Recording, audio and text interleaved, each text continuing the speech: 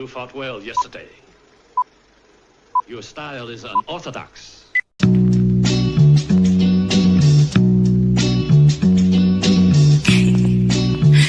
Scorpio.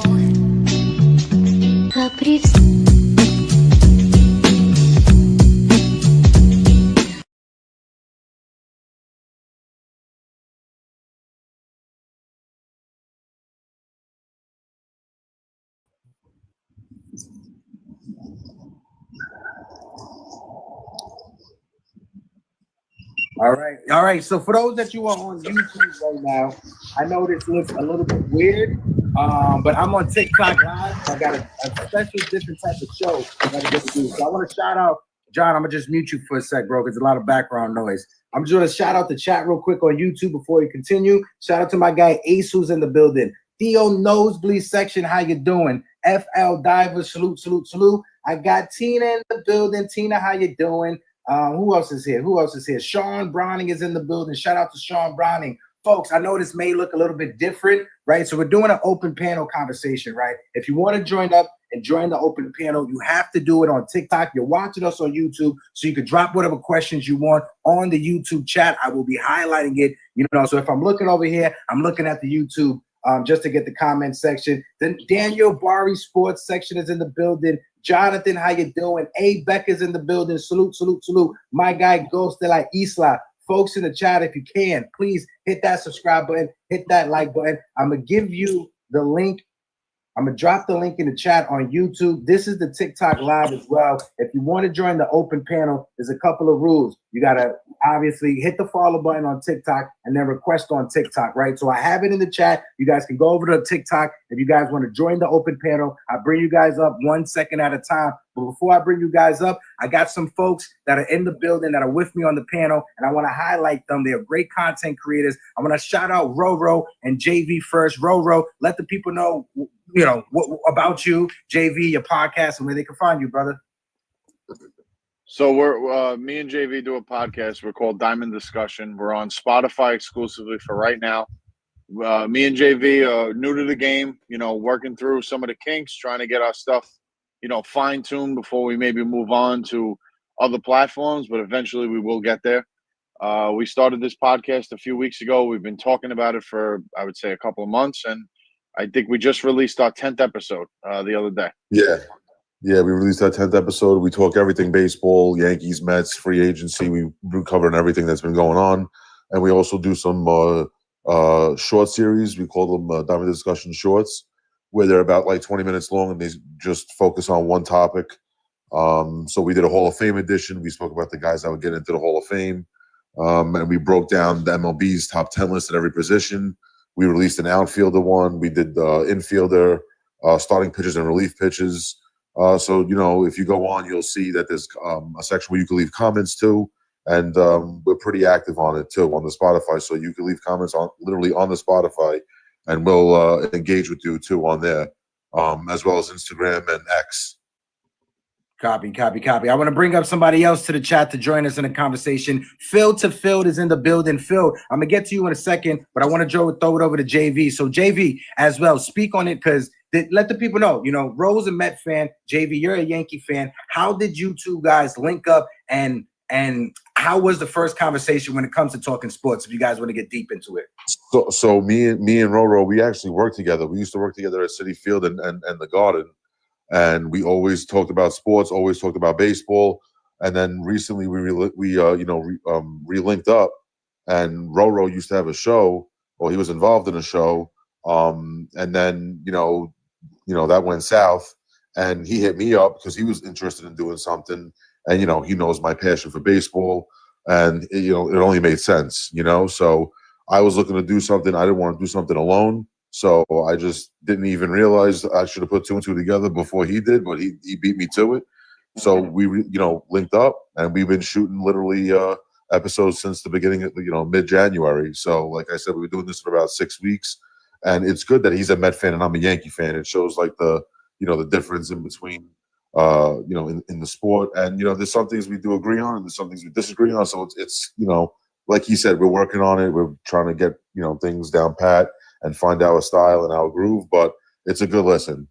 Yeah, fire. Shout out to my guys, Roro and JV. Folks, I put the link to their Spotify pod in the chat. I'm putting it again, Diamond Discussions. I got a few people. My guy Ace Avenue in the chat, another dope Yankee content creator, said Diamond Discussions. That's a great name. Absolutely. A. Becker's in the building, said, do you guys have a Discord server? No, we are working on a Discord server. But my guy Yankees Country, who was in the chat, he definitely has a Discord server that you guys should join. I'm going to make you a mod so you could drop the link in the chat, my guy. Jonathan, if you can make Yankees Country a mod in the chat, do it for me. If not, let me know and I'll try to figure it out on my end.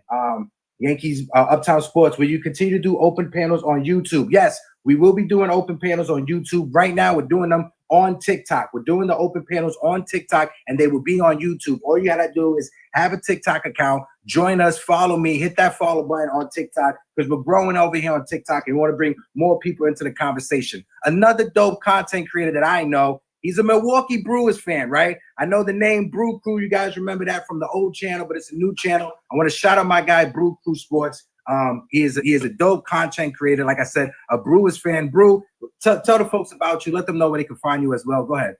Yeah, I really started here on TikTok. When was it? April, I believe, this past season. I started doing this because I wanted to uplift the baseball community here on TikTok. I didn't feel like there was a lot of other content creators trying to build a community. So I kind of started doing that little by little. And when MLB free agency came about, I really started grabbing a lot of people and going into communities and just trying to see, for example, I know John did a lot of lives, NYC Pinstripe Club. He did a lot of lives, and I started tuning in with him.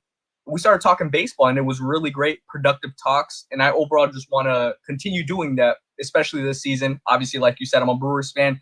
You don't find a lot of those, especially on this app. Small market team, but I represent the team very well. I love it. There's no other way I would go about it.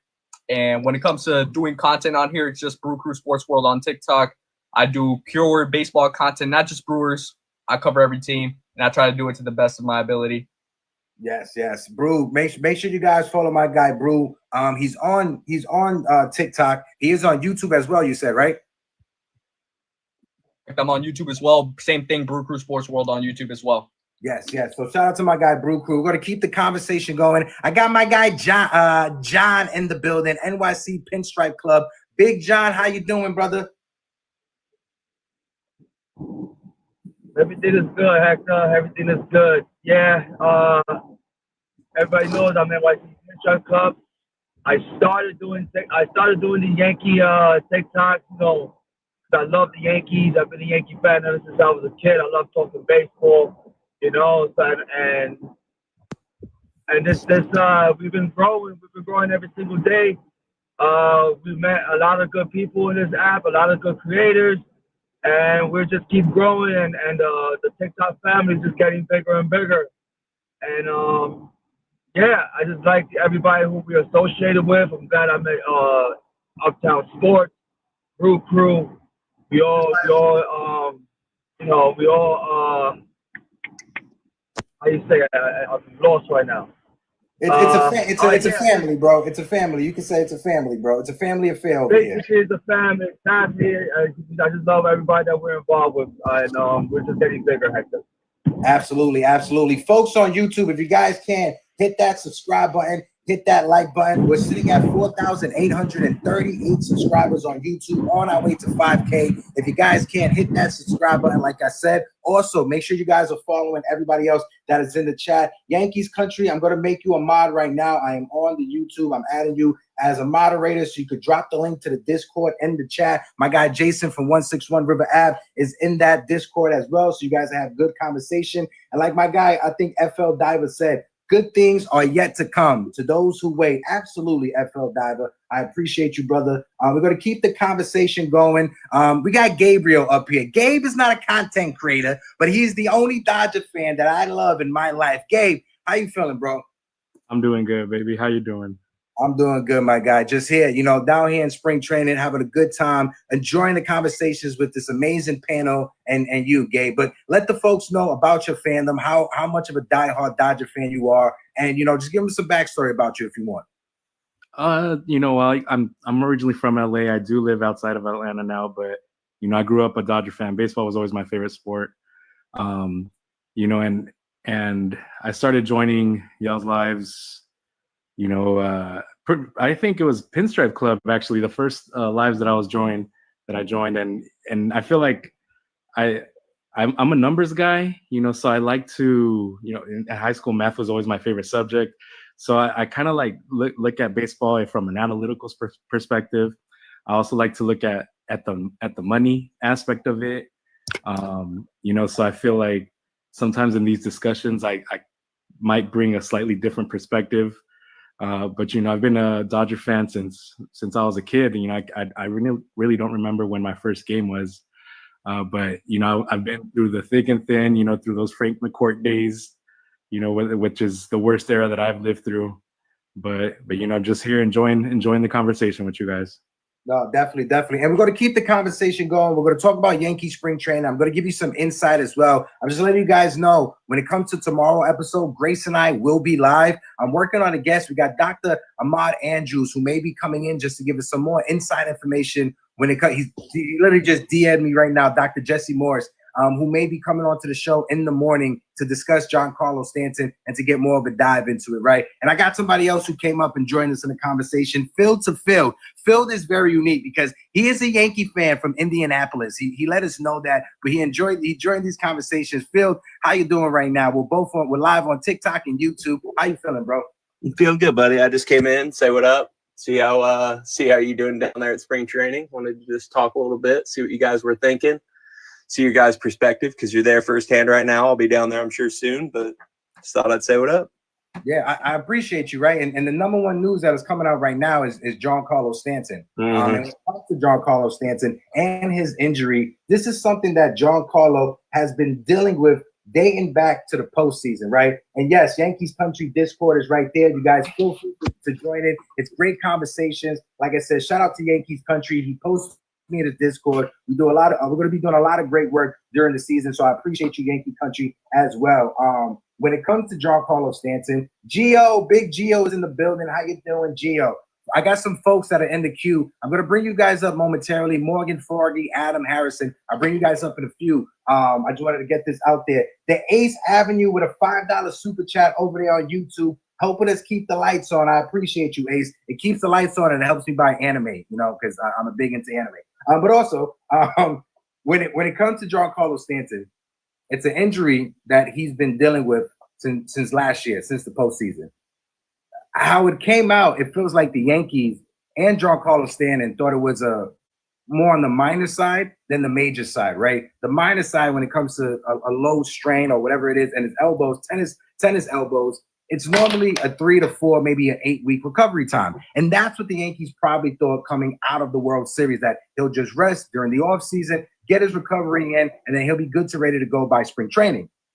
Spring training is here. Giancarlo Stanton hasn't swung a bat in a month. The Yankees are taking their time. And I know some Yankee fans may be on the edge when it comes to the conversation with Giancarlo Stanton because we know his injuries. He's been battling injuries. But if he didn't have the surgery, I think the Yankees know that he's going to take his time to come back. And you guys got to understand, what is more important when it comes to Giancarlo Stanton? Hitting home runs in April or being healthy for October for the stretch run? Even if Giancarlo Stanton misses the majority of the season, comes back in August or September, the Yankees understand that Giancarlo Stanton is more important in October than he is when it comes to hitting home runs in April. I'm going to throw it around to the folks that are on the panel. Brew, if you want to lead us in the conversation, throw it over to Roro, and then JV, who is a Yankees fan, Phil to Phil, John, and then Gabriel. Go ahead, Brew. I'll just start off by saying this. I think you hit it right on the dot. I don't think when it comes to hitting home runs in April, that's not the important thing. The important thing is being healthy for the end of stretch of the year. Obviously, September leading into October, hopefully for the Yankees, if that's going to be obviously their goal. So you got to take care of it now more than ever. Because if you have him even come back a little bit earlier, maybe May or June, and then it lingers into September, that's another issue that you don't want to deal with. So it's a smart approach. And to be quite frank, it's the only approach. That's the only thing I got to say about it.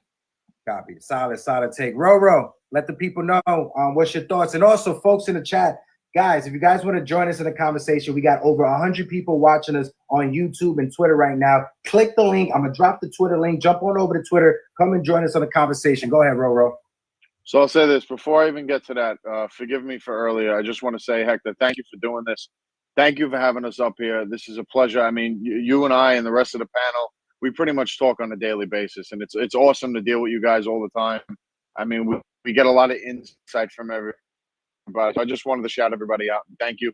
And anybody on YouTube, I can't see it personally at the moment, but if you are following our Spotify, if you give us a listen, give us a shot, it's more than appreciated. It really does mean a lot. But as far as Stanton goes, I mean, when we first heard the news about the tennis elbow or whatever, my initial thought was he hasn't swung a bat in almost a month. That was alarming. Something was up, and I felt like it was a little deeper than what we knew. Some more. Now, to your point, I completely agree with you, and I've made this. I've actually argued against it because I've had people tell me that Stanton's contract is the. Well, hold on a second. The Yankees, for the most part, get away with winning about 90 games a year, and they have a lack of production for Stanton because he's not on the field. And then you get him in the playoffs, and the guy is on a different level. You know, he's the Stanton of maybe the Stanton that you guys traded for, MVP Stanton, if you will.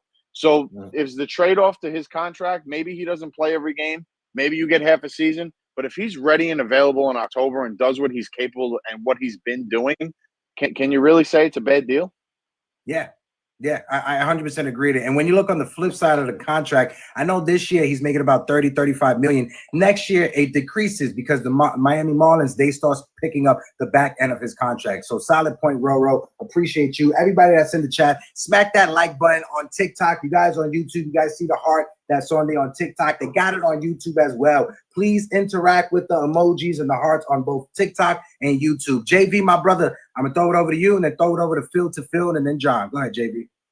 So I mean, listen, Stanton at this point it's once a year, right? There's always something that's going on with him. But what concerns me is that he is now going to miss a couple of months of the season, and where is he going to get his reps? He needs reps in order to be what he is in the playoffs. He's not going to just be like that in the playoffs if that's when he comes back. Let's say he misses the entire year and comes back in the playoffs.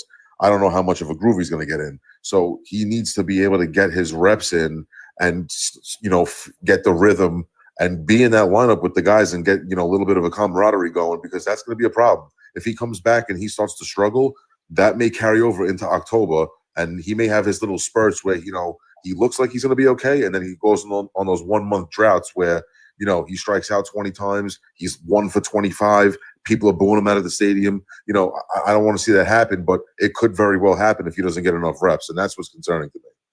Solid point. Folks in the chat, if you guys can, keep on smacking that like button. My guy, Jude Strauser is in the building on TikTok. Shout out to Jude. Shout out to my good friend Morgan, who is in the building. Froggy as well. Simba the Peace. Jake, how you doing? Shout out to Jake. Appreciate y'all. We got 3.8K likes on TikTok. Let's try to keep on tapping that like. Let's try to get it over to 10K. And let's try to get the shares up as well. If you can, just share it just to one person that you know.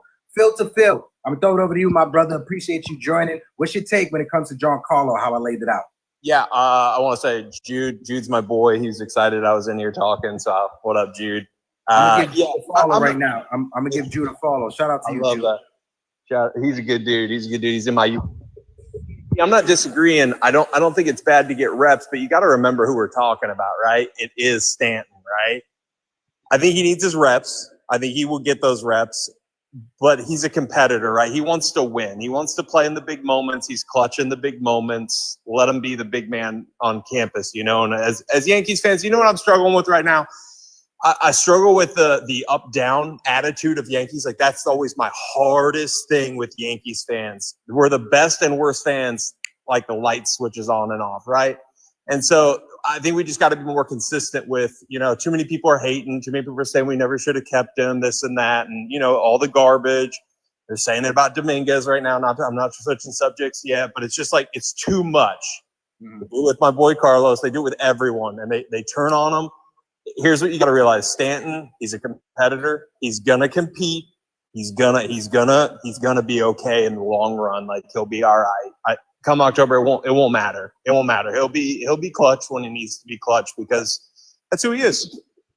My guy Cheesy on YouTube, you can't see it, Phil to Phil, but Cheesy Showcase agrees with you. He says that's all New York sports fans, absolutely. But when it comes to the Yankees, it seems like it's just a little bit ticked up a little bit more because Yankee fans, we live with the perpetual "What have you done for me lately?" mindset. What have you done for me lately? Goggles. And that's something as a sports fan, you got to just put that to the side and understand that there's a thin line when it comes to success and when it comes to failure. And I said it before. Baseball is 70 to 80% mental, 20% physical, right? When you look at Jose Bautista, perfect example. We was having a conversation about Jose Bautista that went from a perennial MVP candidate to getting knocked out by Rubney Odor and just falling off the face of the earth because of embarrassment. Again, Jose Bautista could probably whoop my ass, so I never say that to him in person, but you guys know what I mean. I want to throw it over to John to get his take when it comes to Giancarlo Stanton. John, what's up, bro?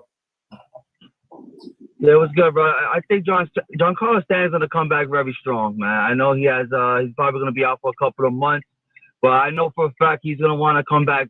He wants to come back very strong because he has, I don't know how many home runs he needs left to hit 500 home runs.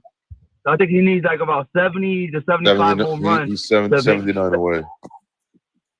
Yeah, 79 away to make it to 500. So I know for a fact he's gonna want to come and take care of that. And I know for a fact he's going to be strong in the end of postseason. And the Yankees, we need Big G back, and we need Big G back healthy. No, facts. Gabe, I'm gonna toss it over to you. Let's get your take when it comes to Giancarlo Stanton, aka the man that's the only Yankee that hits home runs off of your team. Well, the one thing I look at is the division itself. The Yankees offensively, they've taken a step back with losing Soto. Yeah, you picked up Goldschmidt, Belly. Those are good pickups. But overall, we know the team's not going to be the same offensively without Soto. And there was a lot of good pieces picked up in the rotation on the pitching side, which will help offset some of that. But I think it's going to be, if it is a significant amount of time, it's not just about October, because first you have to get there. The Red Sox made, some pretty good additions to their team.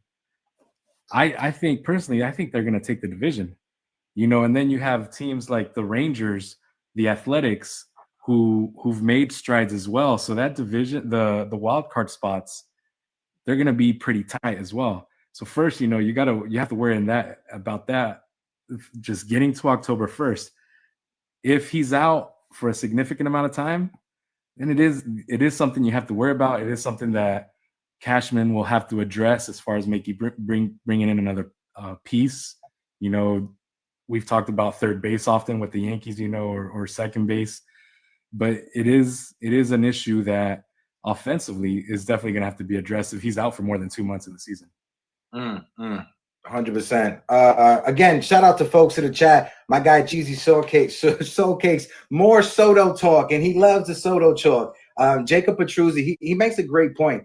And Jacob, I'm not sure if you missed it, but let me know if I'm correct. He said, if it wasn't for Stanton's contract, if Stanton had Rodon's contract, I don't think Yankee fans would turn on him as quickly. And I got to agree with that, because when you look at the money that Giancarlo Stanton, because Yankee fans, we love pocket watching people. Giancarlo Stanton is making $35 million a season. There's an argument that the output that he's putting out right now does not warrant $35 million a season. But I'm not the one that's saying that. Some Yankee fans are. When you look at Carlos Rodon's contract, Carlos Rodon is probably making $10 million less than Giancarlo Stanton. And when it comes to Rodon, it's more on the injury side than it is on his baseball ability. When Carlos Rodon is healthy, you guys know I'm a big advocate for Carlos Rodon. He is one of the most electric pitchers on the mound when it comes to motion, when it comes to gas, and when it comes to throwing that slider that's so nasty. I want to switch up the comment. Phil, my fault. Phil, what were you saying? You just chimed in. My fault. No, I said it's Rodon, not Rodon. Rodon, sorry, it's the dyslexia. Shout out my guy Phil. Just to switch up the conversation, talking another topic when it comes to Yankee spring training has been Jasson Dominguez and his play in the outfield. Specifically, the last game, misplaying 2 balls. Brew Crew, I want to toss it over to you. Listen, lead us in the conversation when it comes to that. Go ahead, Brew. Yeah, when it comes to a team with playing good defense, that's Brewers baseball right there. So when it comes to playing good defense, I love seeing it. I don't think those 2 missed plays are going to be a real big factor into, him in the regular season. At least I don't believe so. Symbol of Peace did say something in the chat that I found very interesting. He said fans push for Dominguez and now they're turning on him. I find that very interesting because I don't think they're fully going to turn on him. I think offensively we need to see what he produces in the regular season.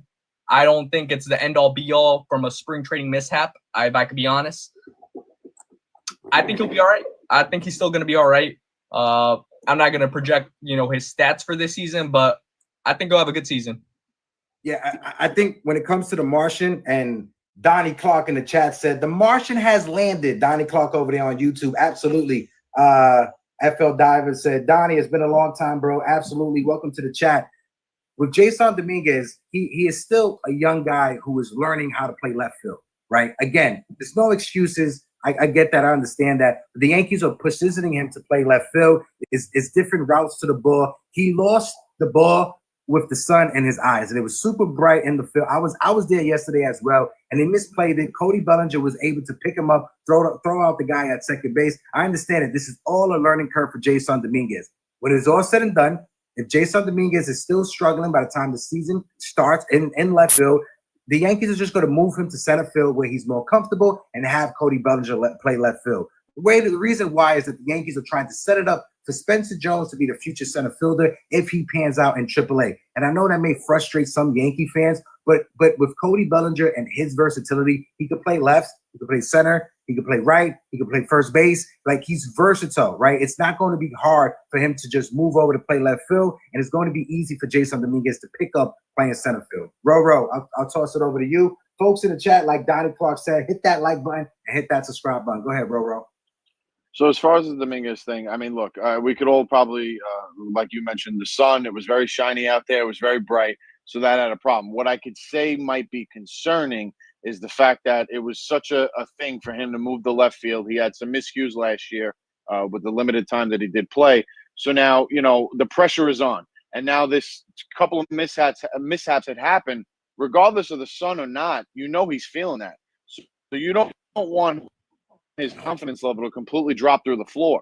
You want this guy to, be out there and play solid defense. Now, we had spoken earlier, talking about defense and how important it may or may not be in baseball. It's not like maybe football or basketball where defense necessarily wins you championships. But you could ask the 24 Yankees and the 15 Mets. Defense will absolutely lose you a championship. So you want to fine-tune everything you possibly can and make sure you can give the best defense possible. And like you said, if Dominguez maybe struggles and have some more of these moments where he has, maybe a lack of confidence type of moment, maybe he does move over back to center field where he's a little more comfortable.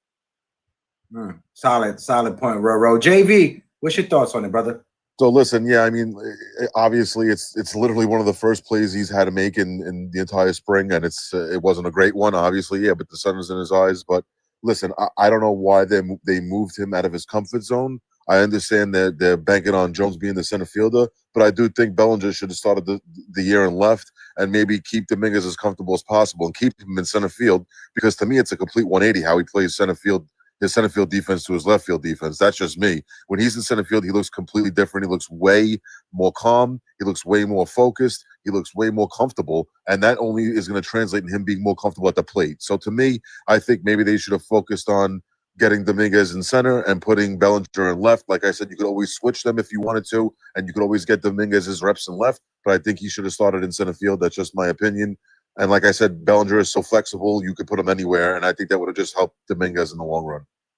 And going back to Phil, it's perfect from what Symbol of Peace, his comment in the section, because like Phil said, Yankee fans are quick to turn on players, whether it's by performance or whether it's when it comes to injuries. And Symbol of Peace, Yankee fans were screaming for Jasson Dominguez to come up, and they're quick to turn on him just like that. Phil, what's your thoughts on the Jasson Dominguez conversation? Yeah, I personally think he needs to stay in left, right? I really do. I think he needs to stay in left for multiple reasons, but The sucky part is I'm feeling bad for him because he didn't miss one ball. He did miss 2 that day. He got a bad read on the next inning too, like a really bad read. And right now, dude, you got to leave it to the coaching. Like we hope that they're working with him on such a level that, dude, I'm sure he is taking 1,000 reps a day, right? But I was talking to my cousin about this, and it's one of those things that I was like, man, the problem is that game reps and practice reps are 100% different. I was telling him about my son. It's like, I could hit my son 70 balls, and if he knows they're coming, he's going to catch 65 of them.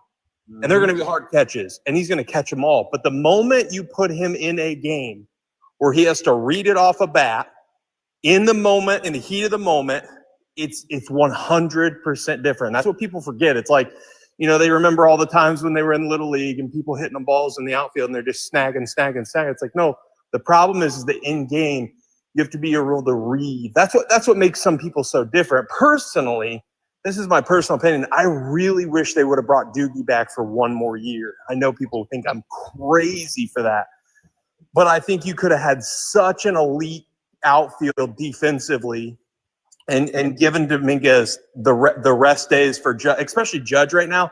I would move people around, because at this point I'd save Judge if Stanton's down, and I'd DH him more. I'd save him. I'd protect him. You got to protect your assets, right?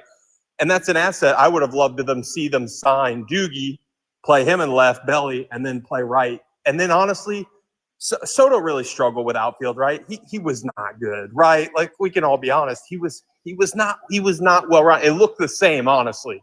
Him and Dominguez run the same. They look the same. They got a similar build. They're very similar players in that light of playing outfield. Now, Dominguez is fast. Don't forget, he's super fast, but you got to be able to read in game. And I just hope, man, it's 3 weeks, right? Like, we got 3 weeks for him to get into tip-top attitude and shape of just mentally too. This is where I know from people, but we gotta support these people. You can't just break them down. I mean, these people have Twitter, they got families, they got all this stuff. And a lot of them are just leaving all social media. They're leaving everything because they're done with the hate from their own fans. They're done. They're hurt.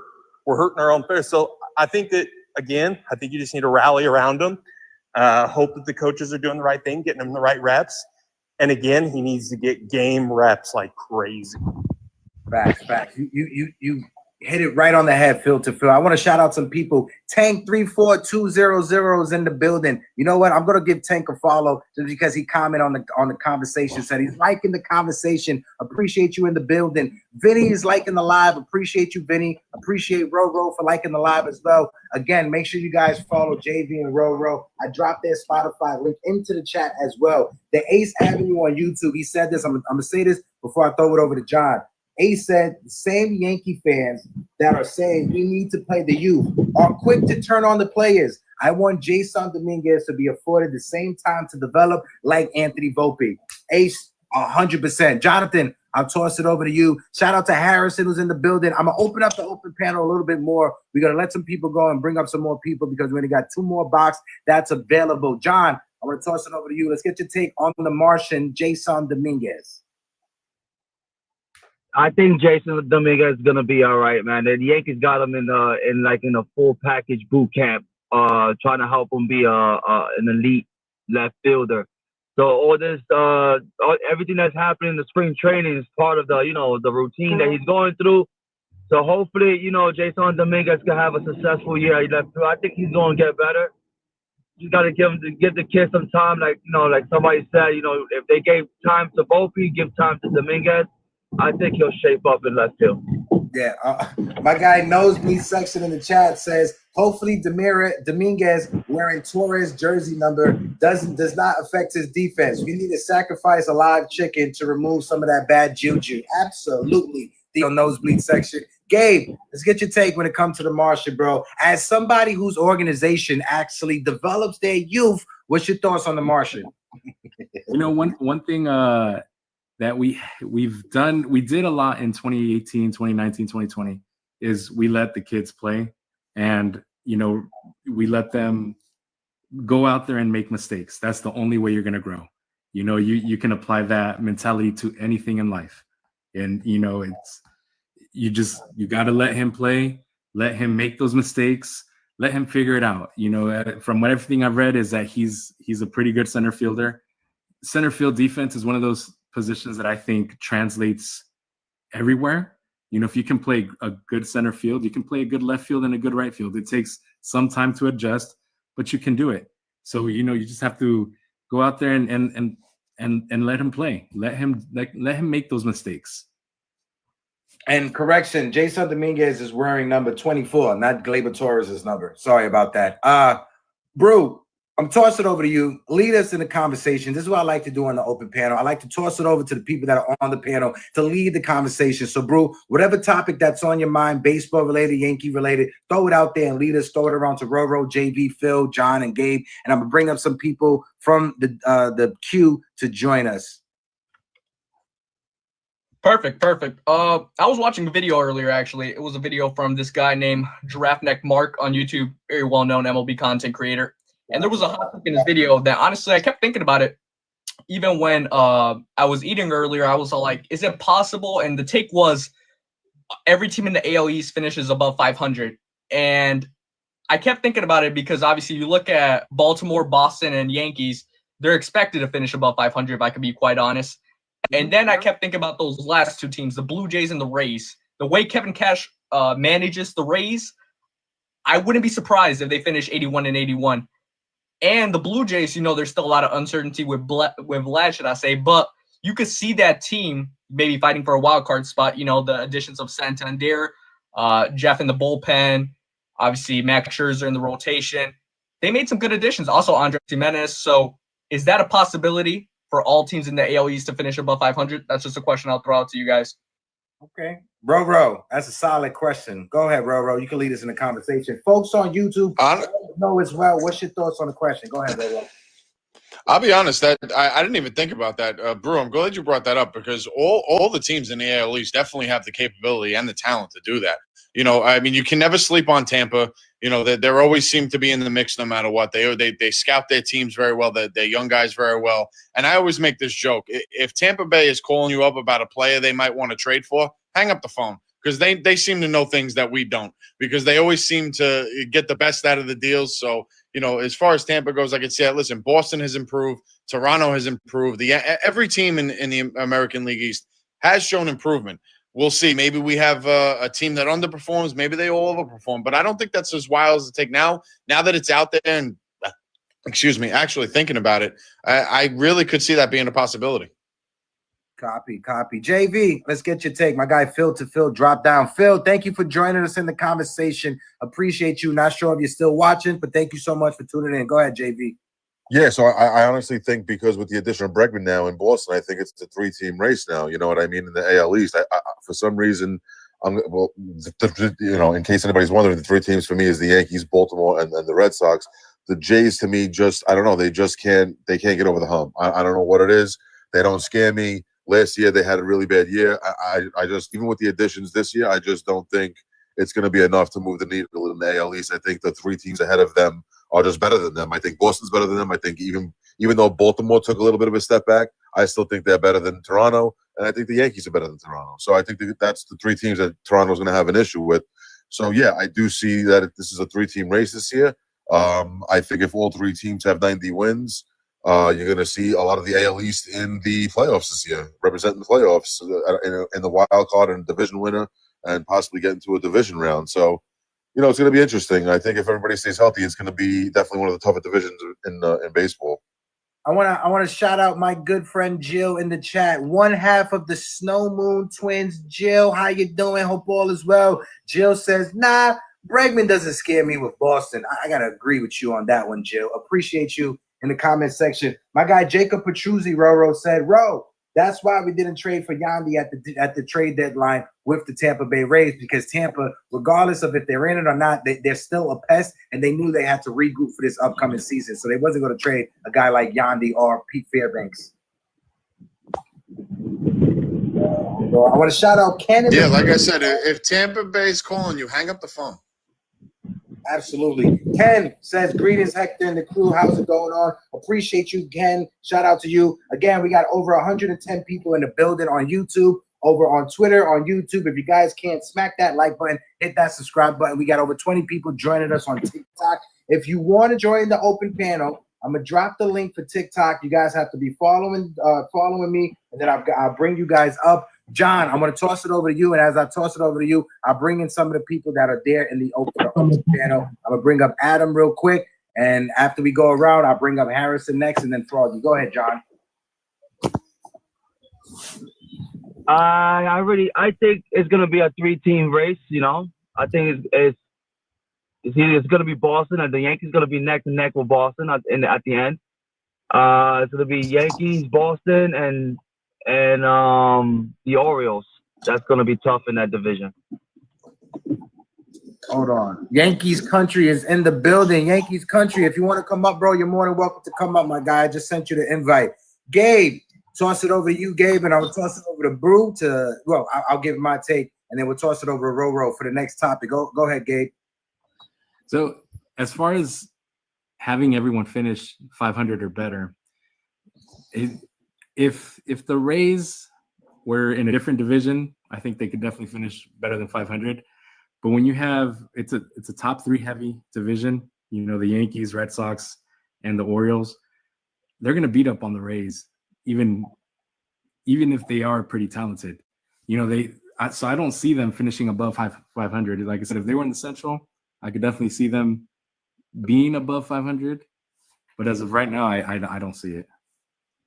For me, when it comes to the AL East, I got to agree with Ro and his take. Every team in the AL East, they have the ability to be over 500, right? And I think the AL East, when you look at the American League, it's a given that the National League is a stronger league than the American League. But I think the AL East is the strongest division that's out there in baseball. The AL Central is laughable. The AL West, it is competitive, but I still take the Yankees. I still take Boston over the top 2 teams that's over there in the AL West. When you look at the Houston Astros, they're always a pest in our ass. Until the Yankees destroy the Astros or beat the Astros in the postseason, the Astros will still own us in the postseason. Regular season, I think the Yankees are better than the Astros in the regular season. It's yet to see what happens in the postseason. When you look at the Tampa Bay Rays, their organization likes to develop young players, and they could develop young players very well. I talked about it early on the live. I think that Samson kid in center field is going to be a big thing this year. He's going to have a huge season. That speed, that defense, the ability to put contact to bat. He's not a home run guy. He's what Luis Ariz is, but he's a better defender, and he's way faster than Luis Ariz. This is a guy that stole over 100 bases in AAA. You have to get on base a lot in order to steal 100 bases in the season, especially in AAA when it's shorter than 162 games. So he has the ability to get on base. A lot of people are saying that this is the better version of Billy Hamilton because Billy Hamilton had a crazy drop-off before he went to go play overseas. Roro, I want to toss it over to you to lead us with the topic. After you give the topic, I'm going to toss it over to Brew Crew to answer first, and then I'll give it over to JP. Go ahead, Roro. So I'm going to switch it up. I know there's a lot of Yankee fans here, but I got to talk about my Mets. It'd be a disservice if I didn't do it. So here's what I'm going to say. We got some unfortunate news this morning about Sean Manaea has an oblique injury, and he's going to be shut down for about 6 weeks. From what I understand, I think they're saying he should be good to go around maybe the middle or end of April. Now, I know a lot of Met fans. I'm seeing a lot of comments. I'm seeing a lot of videos that we're starting to hit the panic button. We need to call San Diego right now. No, we're not getting fleeced. I'm not doing that. If you call San Diego for a trade, they're going to know we're desperate, which obviously we might be. But, this is those situations where some of that young talent might have to be offered up that I'm not willing to offer up. I know maybe the biggest trade chip as far as young talent we have would be Acuna. I don't want to move him. He's the guy.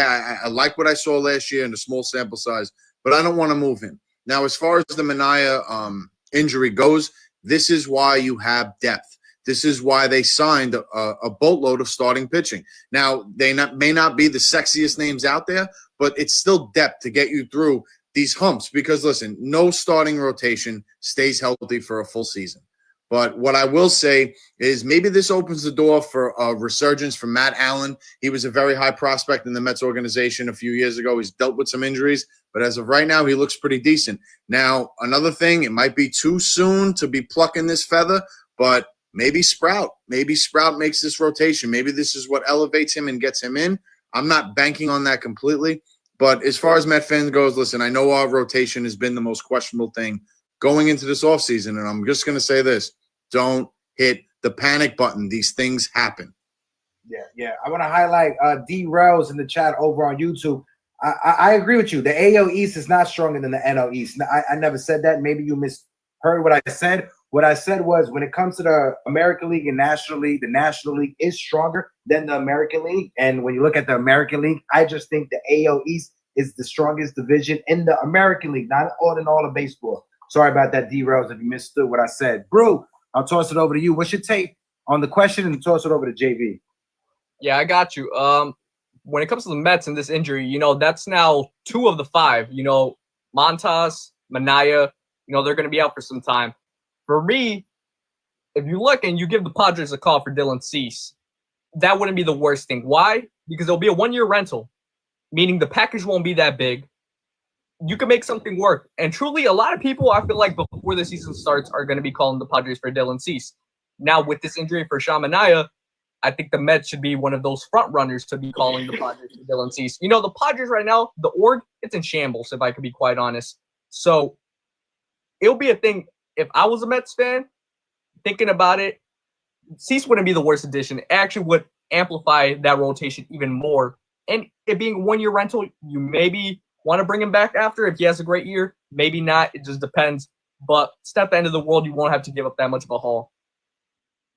Solid take. My guy Ken on YouTube said the Yankees' fate will be determined by the team's ability to stay healthy. The bench depth is weak, and there isn't a bunch of depth down on the farm system.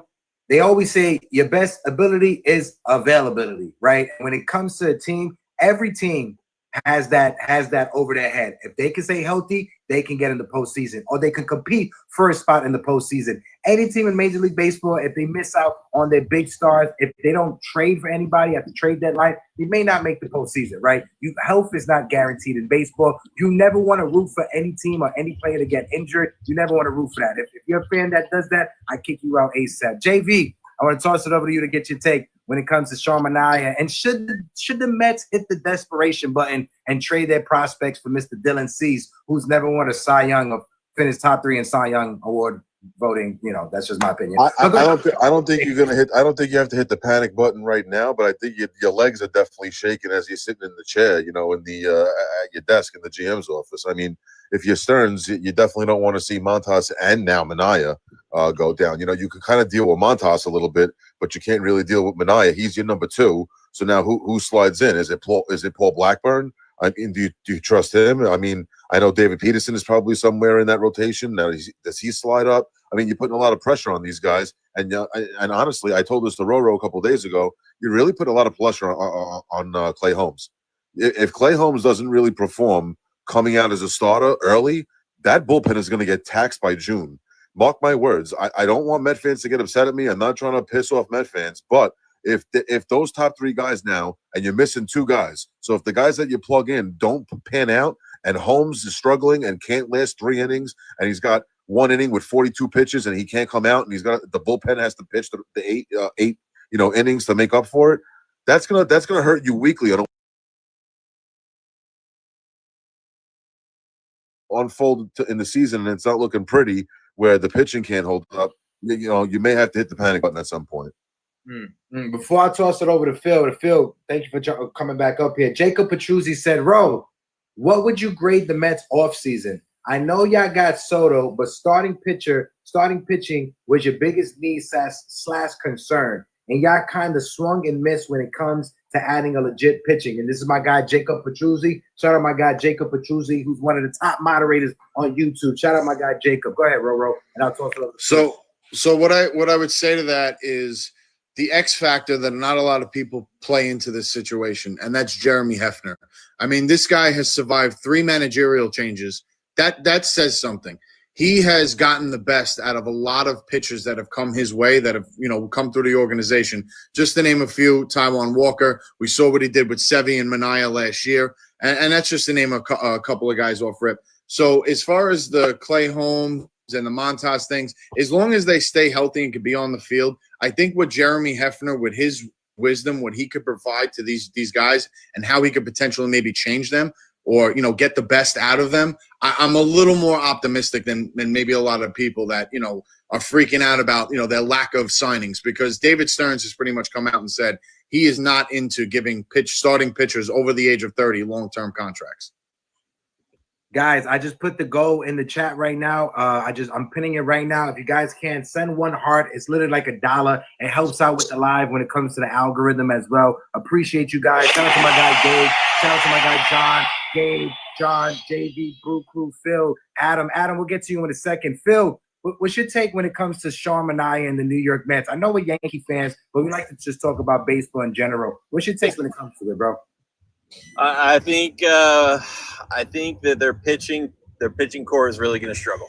And again, I'm a big believer in pitching wins games, and I think that's why they went out and got Max Fried this year to just solidify. You know, they thought they had it in Nasty Nestor. Not that I'm going to come back to the Mets, but I think I really do think when you hurt your pitching core that bad, and then you're depending on it. And again, I'm not hating on Clay Holmes. I'm not. But I don't think he's in that role yet. I don't think he's in that mindset yet of being a starter where they're going to depend on you for 6, 7 innings, even 5. That's a lot that they're asking out of him right out the gate, especially with injuries going down.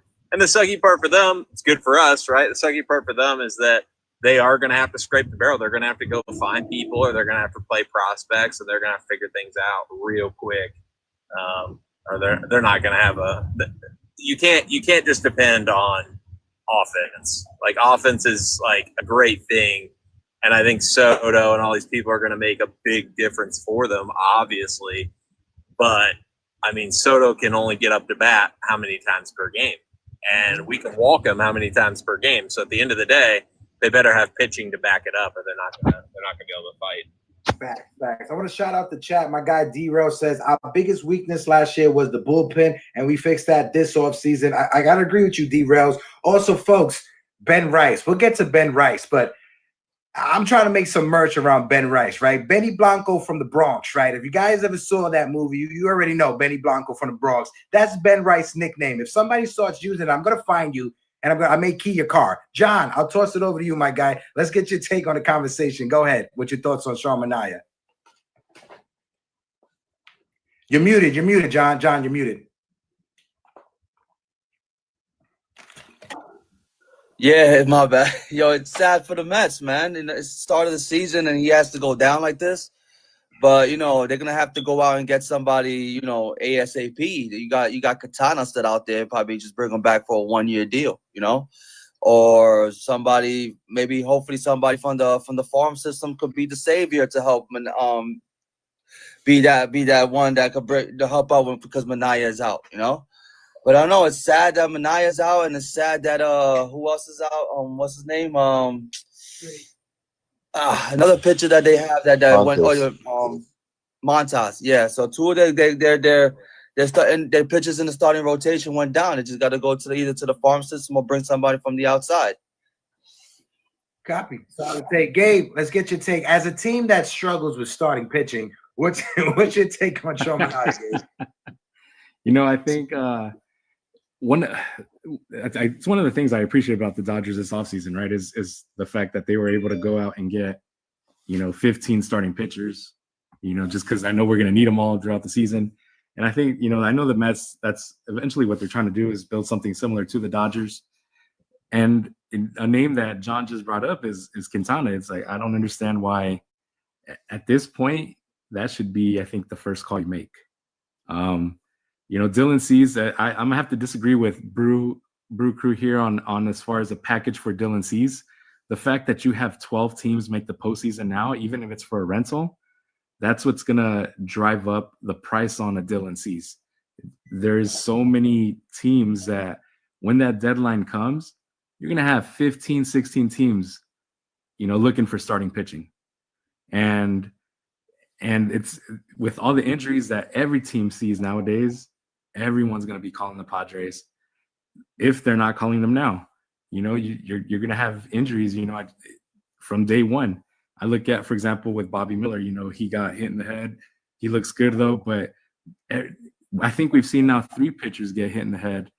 Not things we want to see, but again, things happen from day one of spring training. and you have to the Mets, their offense is going to carry them through the regular season, and they have a pretty deep lineup.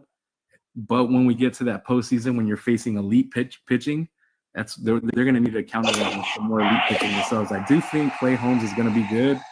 I think he profiles way better as a starter than he does as a reliever. So I think in that regard, I think he'll be able to, pick up a little bit of the slack from a Manaea injury. But again, Quintana's out there. Maybe that's the first call you need to make. When it comes to the Mets, shout out to my guys, Al Cintron, Pete Kennedy, Anthony Gallo from WFAN. They have a show on my channel. They talk about Mets. They talk about all New York sports, but they're Met fans, right? And our group chat, they brought up Jose Quintana, and they brought up Jose Iglesias. If you're the New York Mets, right? Yeah, thank you for the hat. Yeah. If you're the New York Mets, right? If you have those guys on speed dial, why not give them a chance? Why not give them a call? Right now, you just went through the first week of actual games during spring training. As you get closer to the start of the season, and if you call them back, they need time to prepare. Call up Jose Iglesias, who was by Mets spring training camp because he had a conversation with John Heyman. Shout out to John Heyman. But call them in, bring them in. The worst case scenario, they don't pan out. But right now, with Sean Manaea going down, with Frankie Montas going down, now with your infielder that you brought in going down, you have to call people. You can't fall flat this season. You just spent all that money on Juan Soto. I know he hit that home run. The OMG Soto signs was going live. Shout out to all you Met fans out there. Shout out to Roro. I know he was loving it. My mom was loving it because she kept calling me and talking about it because she's a diehard Met fan. But you can't start the season without a second baseman who you can count on and with two starting pitchers on the IL. That's just something you can't have. I'm not telling you to go out there and get two, but Jose Quintana will be a good supplement. He was on your team last year. Maybe that magic, he can still find it. JV, I'm going to toss it over to you. Lead us in the conversation. Wait, Adam. I want to toss it over to Adam. My fault, Adam. He's down there. Adam, let's get your take on the conversation. Adam is my friend from Toronto that I love. He's a Blue Jay fan. Adam, respect the terms and services. What's up? How's it going, guys? What's up, brother? Dylan. All right. I mean, we can go to the next question, honestly. It's okay. Okay, copy. So actually, Adam, so maybe I had a question in my head, but maybe you're the best one to answer this. If the Blue Jays seem to be out of it early, right? Let's say they get off to a bad start and they get to the All-Star break, does Vladdy Jr. get traded and to where? And this is basically, obviously, it's open for everybody to talk about. All right, so we'll toss it over to Adam. Then after Adam, I'll toss it over to Brew Crew, Roro, Phil, and then my guy John, and then Gabe. Go ahead, Adam. Well, I can't believe we're, kind of having this conversation about a generational talent leaving this team, but it happens. I mean, if it does get to that point where by the trade deadline or by the All-Star break, we are in a position where we're out of the playoffs and we're very low in the standings, I definitely would consider trading them. Now, the question is for who? That's a good question. It's all going to depend on, who's going to give us the good prospects, who's going to, up the price for Vlad, and if we can get an all-star back in return for him. But as of now, I'm not really sure. Maybe, Pete Alonso, if he wants to come here, replace Vlad. But at this time, I don't know. Okay. Brew, let's get your take on the conversation. The question that maybe all effing year, where's Vladimir Guerrero going to go? Go ahead, Brew. I think it depends. I think me, Gabe, and Ro, we've had this conversation quite a lot in different lives. I don't think he'll get traded to a team necessarily that he would want to go to. I think it's a team that will offer the most to the Blue Jays. Who may that be? Keep talking to Gabe about it, and I think we're on the same page. I personally could see a Seattle trade happening because if you look at that Seattle pitching staff, to me, it's top 3 in baseball, probably the best in the AL, if I could be quite honest. It's nasty, but if you look at the bats in that lineup, it's the opposite of that. It's putrid, if I could be honest. You still, I love Julio Rodriguez, and that's supposed to be the main focal point. He's inconsistent, if that's the best way I could put it. He's inconsistent. I want to see more out of him this year, but he needs some level of protection as well. We could be honest. I think it's time the Seattle Mariners and that GM who I very much dislike, but because of terms of service, I'll be very kind in this live. There needs to be change. And adding a bat like Vladdy, they have the prospects for it. If you look at their farm system, it's absolutely insane.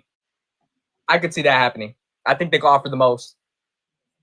What was your feeling when David Stern left the Brewers?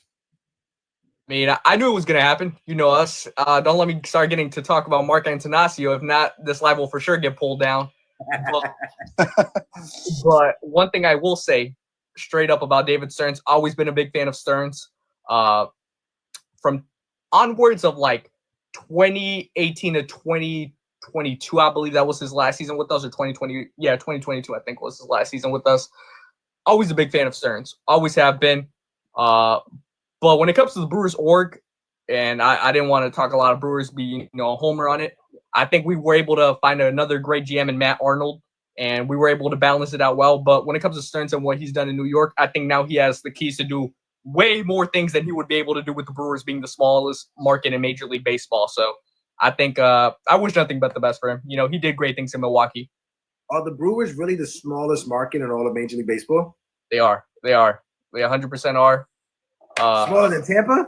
Yeah. 100%. Wow.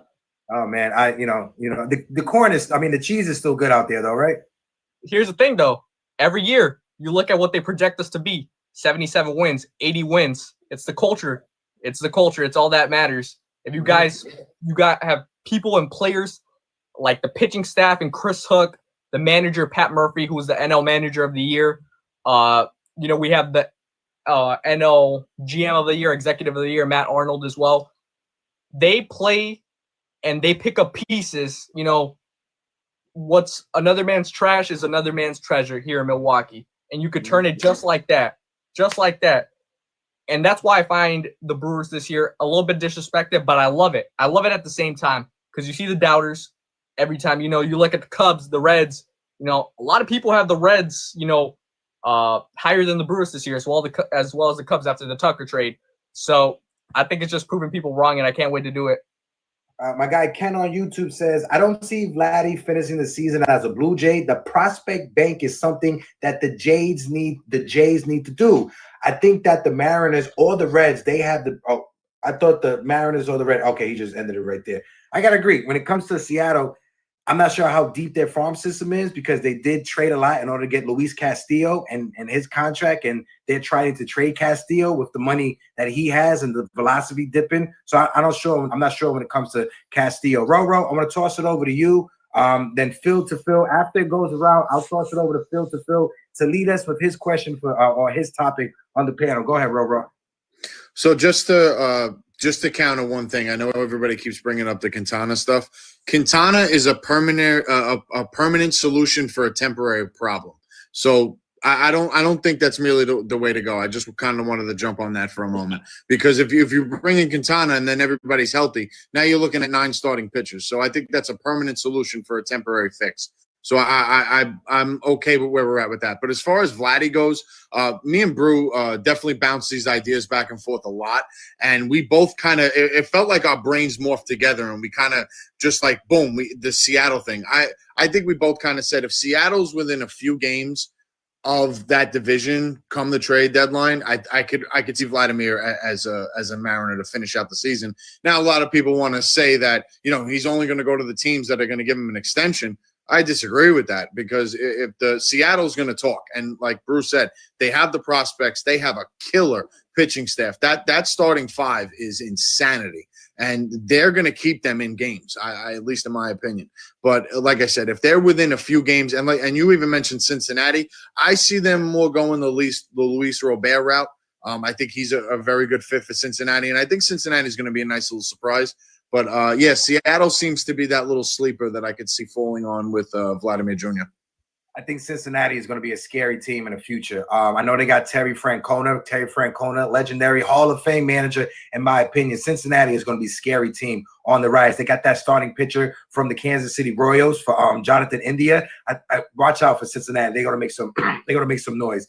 Fields, I want to toss it over to you to get your take on the conversation, bro, before we kick it around. And then after it goes around, I'm going to just give it back to you to lead the topic. Go ahead, Fields.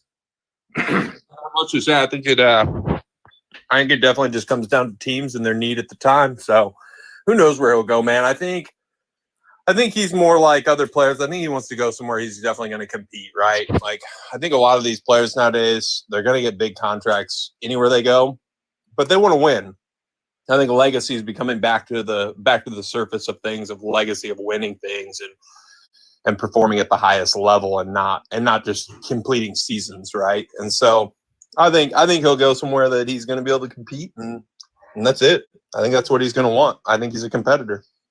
Folks in the chat on YouTube, that link that's right there in the chat, that's the Spotify link again for our friends Roro and JV. Make sure you guys go and give them a follow over there on Spotify. Also, I'm dropping in the link to TikTok. If you guys want to come up to the open panel and join us in the conversation over on TikTok, you definitely can. Ocean Views Coffee Shop, how you doing? He says the Mariners pitching staff is ridiculous. Absolutely. John, I'll toss it over to you, my guy. Let's get your take and then throw it over to Gabe. And then I'm going to throw it over to Phil to lead us with the topic. And I'll kick it over to Adam and then Brew Crew. Go ahead, John. I think Vlad is not gonna get traded. I think he might stay put in Toronto. And I think it's gonna come down to the off season. The off season, I think the Mets is gonna push through for Vladi. And I'm thinking that Vladi is next season. The Mets got the funds. Steve Coven is going to need probably Pete Alonso is going to opt out of his contract, and he's going to probably want to go to the Mets, and Steve Coven is going to probably push for Vladdy for next season. He is, man. He is. And that's important. I've said this on many lives, and I'm going to keep on saying this. I'm going to keep on waving the flag when it comes to this. As much as Steve Cohen is important when it comes to his money and what he has invested into the team and what he is willing to spend for the team, we have to give flowers to his wife, Alex Cohen, who is setting up the culture when it comes to the New York Mets and when it comes to Queens baseball over there. Alex Cohen, una Latina, una Boricua from Washington Heights, from the Bronx. She has done a lot of work when it comes to mutual aid, when it comes to the community. Her hands is deep when it comes to switching that culture with the New York Mets. They're trying to recreate that Omar Minaya 2005, 2006 era that had Delgado, that had Beltran, Paul Duca, Carlos, so many different Latino players. That's what they're trying to recreate over there in Queens. So you have to put respect on Tia Alex Cohen's name. Gabe, I'll toss it over to you, my guy. Let's get your take. Well, Brew and Rowe have alluded to it. I think Seattle would be the perfect destination for him as far as 1 year rental goes. Obviously, I don't see him signing there long term, but it just, to me, it makes the most sense. As we've said earlier in the live, the AL is wide open. So it would make sense for the Mariners to go all in this season. We've seen it many times. We've seen, so many teams in the past, they just go all in one season. They bank on that one season, cash in. And they have a lot of young pieces that they can move that would be appealing to Toronto. And so I do see that happening. Obviously, like I said, I don't see him signing there long term, but as far as just a 1 year rental, Seattle makes the most perfect sense to me. But it is going to cost a lot. Again, 12 teams make the playoffs, and a bat like Vladdy, even my Dodgers would want to make a move for that, if they needed some offense. I'm not laughing at you. I'm laughing at Roe because he's an asshole. I just saw what he put in the chat. Phil, toss it over to you, Phil. Lead us with the conversation. Whatever topic you have, throw it out there for everyone. We can have a great conversation. I'm going to throw it over to Adam next. Go ahead, Phil. All right, let's get everybody's brainstorming on what do you do with the Yankees with so many deep prospect people right now, though, right? Like, you do have Ben Rice. What do you do with him? What do you do with either Oswaldo Cabrera or Oswaldo, right? Or Oswald. And then what do you do with Spencer Jones? Do you just leave him in AAA? What do you do with all this talent? Because you got really three guys that are real close to all starters, right? Or at least play guys. What do you do with them? Because at the end of the day, you can't hold pieces for too long, because if you hold them too long and they flop, you got nothing, right? But if you trade them too early and then they end up a complete freak show, then you hate yourself, right? So there's this fine balance between, I just want to hear what everybody's take is on what do you do with like three guys. I mean, Cabrera's obviously, he's going to start, right, at some position. He's their main utility guy. He's my favorite, right? I know he's going to play. But you got three guys potentially, because if they end up with LeMahieu at third, like, what do you do with Peraza, right? What do you do? And so you got three guys that are studs that, in my sense, like, man, you might have to trade and make something work. But at the same time, do you get desperate? Yeah, no, I'm going to answer it real quick, and I'll throw it over to Adam. My guy, Jimmy Randazzo, he has a great line that he always says, hug your girlfriend, not your prospects. If you have guys that are drawing interest from other Major League Baseball teams, right? If you have needs right now, I understand that with Giancarlo Stanton's injury, Brian Cashman, he plays four-dimensional chess. He doesn't want to seem desperate, right? You could easily go out there, sign J.D. Martinez, bring him into camp on a minor league deal or just a spring training roster invite to see what he has. If not, you make a pivot and try to make a trade. I always say this to Yankee fans. The roster and the lineup at the beginning of the season is always different when you get to the postseason. At the trade deadline last year, he added Jazz Chisholm. This offseason, he didn't trade from his prospect depth. He traded from his major league roster depth. That's why Jose Trevino got traded, yada, yada, yada. You already know the guys that got sent away. So when it comes to Brian Cashman, he's going to survey the field, survey the land, and at the trade deadline, whoever's out, I think this would be the trade deadline that he actually makes the push and trades whatever prospects that he has to in order to improve this team, especially if Giancarlo Stanton is out for a significant amount of time, if you get what I'm saying. Adam, I'll toss it over to you to get your take on the conversation, and then we're going to kick it to Brew, Bro, JV, John, and Gabe. Go ahead, Adam. As Field to Field says, what should we do with the prospects? I'd say call them up, give them a chance, because at the end of the day, we don't know what's going to happen. They could be outstanding when they come to the MLB. They can be effective and really help your team out, not on the offensive side, but also on the defensive side. And they have different elements to their game that maybe not many other of the prospects have. So I would definitely give guys like Rice and Cabrera and all that stuff, like Jones, I'd give them a chance to see what the MLB is all about, because that's where they can improve their game. That's where they can learn from the veterans. And it's like you said, Field to Field, if they're a bust, then what do you do with them? Maybe you could trade them away. Maybe another team might want to acquire a player of that caliber and maybe try to freshen up their career a little bit. So I would say give it a shot. Let them compete for a starting job if they can, or at least let them try to compete for a roster spot. And if they do well, keep it, let him play, see how he goes. And then if he doesn't play well, see what you can do with him, whether it's trade or say, hey, improve your game in the minors. Solid take, Adam. Brew, I want to toss it over to you to get your take. Before I do that, Ken on YouTube says, Jones to AAA, September call-up and prep for being on the Major League roster in 2026. Peraza owns third base and would be my starter. And Ken said he is moving Ben Rice. Personally, I'm not moving Ben Rice. The Yankees were lucky that they found Ben Rice. Ben Rice was a college player that, because of the C-19 and the suspension of college baseball, he wasn't able to showcase his talent at the college level. The Yankees, one of their scouts were at like a soccer game or something like that, and somebody had told him, look, there's some college kids that are hitting in the backfields over there. He went over there, he saw Ben Rice, and he called up the Yankees immediately and said, we have to sign this kid. When you look at Ben Rice's numbers in AAA, if he was a top 25 pick in a draft or first-round pick in the draft, everybody would be saying this is the next great Yankee that's on the rise. He has great numbers in AAA, but can he do it at the Major League level? I think Ben Rice, he was catching the other day. They'll utilize him at catcher, first base. He may be platooning with Paul Goldschmidt, so let's see what happens with that. But, Brew, my fault. I'm going to kick it to you, bro, to get your take on the conversation. Yeah, I'll put it like this. I mean, to be more realistic about it, the AL East got better to me. The Red Sox got better. I know the Orioles technically didn't get better. They had a pretty much of a failure of an offseason, but that lineup is still good. The Blue Jays got better. I will say that. So my point is the AL East is going to be more competitive. If you're the Yankees and with this Stanton injury, It makes it a little bit tough. You know, you're going to need a little bit more production in that lineup. And if you're not getting it, will some of those prospects be shipped? It's a big possibility. You know, if you want a major league ready bat and you're willing to risk, losing a prospect or two, at the end of the day, we mentioned this before on previous lives, prospects are not guaranteed MLB ready players. You'll never know if they pan out or not. They're a lottery ticket. It might hit, it might not. You don't know. So it comes down to the trade deadline this year, and I feel like Hector made a great point.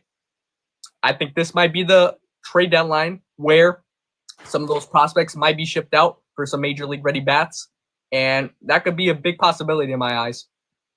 Appreciate the take, Brew Crew. Roro, I'll toss it over to you. D-Rails over there on YouTube says, thank you, bro, for speaking on our culture, talking about the Mets and what I said about Thea Alex Cohen. Listen, the Mets are serving Arroz con gandules and pernil over there in Port St. Lucie, all right? They're serving batatas de yuca over there, bro. I wish they were doing that over here at Georgia and Steinbrenner and Phil. I'm dying for some real good Puerto Rican food. If anybody knows any good Puerto Rican restaurants in Tampa, please shoot me a DM. Go ahead, Roro. So I think you hit the nail on the head with Spencer Jones. I think he needs to stay, or whoever it was on the YouTube comment, I think Jones needs to stay in AAA for right now. He's got to bring down that strikeout rate just a little bit if he's going to come up to the majors, because major league pitching and AAA is two different animals. So as far as Ben Rice goes, I think his versatility, being able to catch and play first base, maybe a little DH spot, he's going to find time to play. He's going to give guys rest, and you need to get him reps in there. And he showcased a little bit last year. He had a little pizzazz to him, if you will, but he did look decent. As far as the third base thing goes, I mean, DJ LeMahieu and his contract is really hurting you guys because, listen, I've studied Wilpon economics for a very long time, unfortunately. Now, the thing is, what I'm used to is the fact that, the Mets would just, with Wilpons at least, they would just play the guy because they're paying the guy. And I feel like the Yankees might fall into that trap with DJ, that they're going to play him because they're paying him. So it's unfortunate for a guy like Peraza or Cabrera that could use that time at the major league level. They've shown flashes that they can be good, and I think they're going to be fine. Now, as far as what they do with all these prospects and all these pieces, I think come trade deadline, depending on where they sit in the standings, if there is a move out there, because the AL is so wide open, that is going to put them over the top, I think they're going to go for it. Solid take. JV, what's your thoughts on it? Folks on YouTube, again, guys, please, make sure you guys go to Spotify for my guy JV and Roro's podcast. Also, you could join us on TikTok if you want to jump onto the open panel. We're going to keep one more box open. I know I got some people down there. We're going to rotate Adam out and bring up one of the other people because I want to have the content creators on right now. JV, I'll kick it over to you, and then we're going to keep the convo going. Go ahead, JV. So basically, when it comes down to it, if DJ LeMahieu is able to play, he's going to play. He's making $15 million this year and next. So if he's healthy enough to play, he's probably going to start at third base for the majority of the year, unless something happens. Now, when it comes down to prospects, there's a couple that you could trade, and this is probably the year to get rid of them. Because if you don't, I don't know how much of an interest they're going to draw next year and the years to come, because they're only going to get older, and then it's not going to be looking as enticing. So if the Yankees come down to it and they are, let's say they're leading the AL East at the All-Star break, that shouldn't make them shy away from not making a move either. I think that even though they may be in first place, they still should be aggressive, and they shouldn't, put the foot on the brake. They should probably put the foot on the gas. So, only because how long can you hold on to these guys? So if there's a move to be made, trade somebody. Everson Pereira is another prospect that's out there too that could get dealt. He's another outfield piece that maybe someone could use. There's a bunch. So, there's maybe a couple of guys that are untouchable. Obviously, Spencer Jones is probably untouchable. And everybody else is fair game. So this is probably the year, like I said, that a move could be made. And even if you're in first place at the deadline, you shouldn't shy away from anything that could be possibly make your team better. Yeah. And my guy Ken on YouTube, just to piggyback and just to add some more context, Peraza is out of options. In my opinion, Peraza is the best glove in the Yankees organization at any level. And when you look at the games that Peraza has played in spring training, he has made some phenomenal plays at third base. If the Yankees let this kid, if he's not on the roster for opening day, that's it. They have to release him. He has no more options. They have to either trade him or just release him. They can't send him down to the AAA. And because of that, I think he has a chance of making the big league roster. When it comes to DJ LeMahieu, I've seen him in the simulated game that Garrett Cole pitched yesterday, and he in batting practice, the sound off the bat was beautiful. But in the simulated game, DJ LeMahieu did struggle. I would be lying if I was saying that DJ LeMahieu did not struggle. I just want to say that. Brew, you good over there? You dying laughing. What's up? Single by DJ LeMahieu and spring training. Oh my God. Possible single. Cold world, man. Cold world. Listen. When it comes to DJ LeMahieu, he's making $15 million. The Yankees are going to give him every chance to make the roster and to be in that opening day lineup. DJ LeMahieu, he was phenomenal with the Yankees in 2019 when he first came over. He won a batting title with the Yankees as well.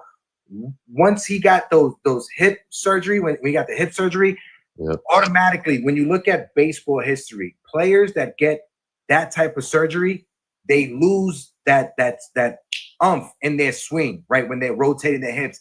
It happened to Alex Rodriguez. It happened in the past. It happened to Bo Jackson when Bo Jackson hip literally popped out of place and they had to put it back in place. So this is something that happens in Major League Baseball. It's unfortunate. I'm going to still root for DJ LeMahieu because he's wearing a Yankees jersey and he's on my team. I'm not one of those fans that's irrational and just want to throw a player to the side because they're struggling. At the end of the day, they're human beings. There's a thin line when it comes to fanning them and when it comes to being just a jackass. If that makes any sense. But we're gonna keep the conversation going. John, I want to toss it over to you. Lead us with a topic, whatever you want to talk about, and we'll toss it around. And when it gets to Gabe, everybody just be ready. It's not a surprise. Gabe is going to talk about the Dodgers. Go ahead, John. I'm actually trying to come up with a topic. I don't know. What should we talk about?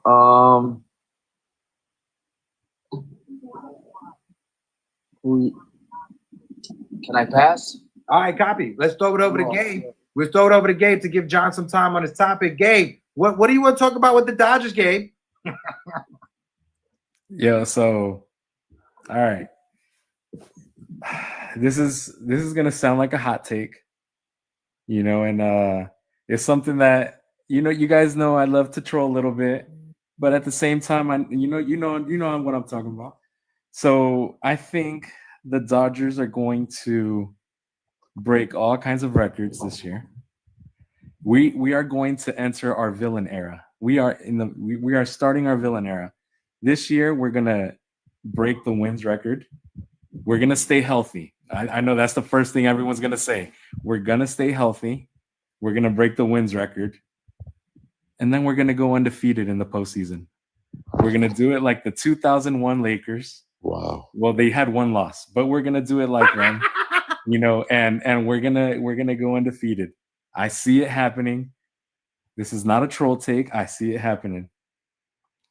Oh man, my guy Johnny Clark on YouTube just said the Dodgers are the new evil empire, right? Jacob Petruzzi says, "Heck, the fact DJ isn't playing tells you something. In my opinion, he is the standard. They're playing Peraza and Ozzie just to see if they could pass him. If they can't, DJ is your third baseman, folks. He's making $15 million. The Yankees are going to do everything they can. And obviously, Gabe had to put the villain's hat up there. So shout out to my guy, Gabe. Bro, toss it over to you. How delulu is Gabe and these Dodger fans thinking on his take? What's your take on it, bro? I'm blown. I mean, speechless. I mean, for the wrong reasons, obviously.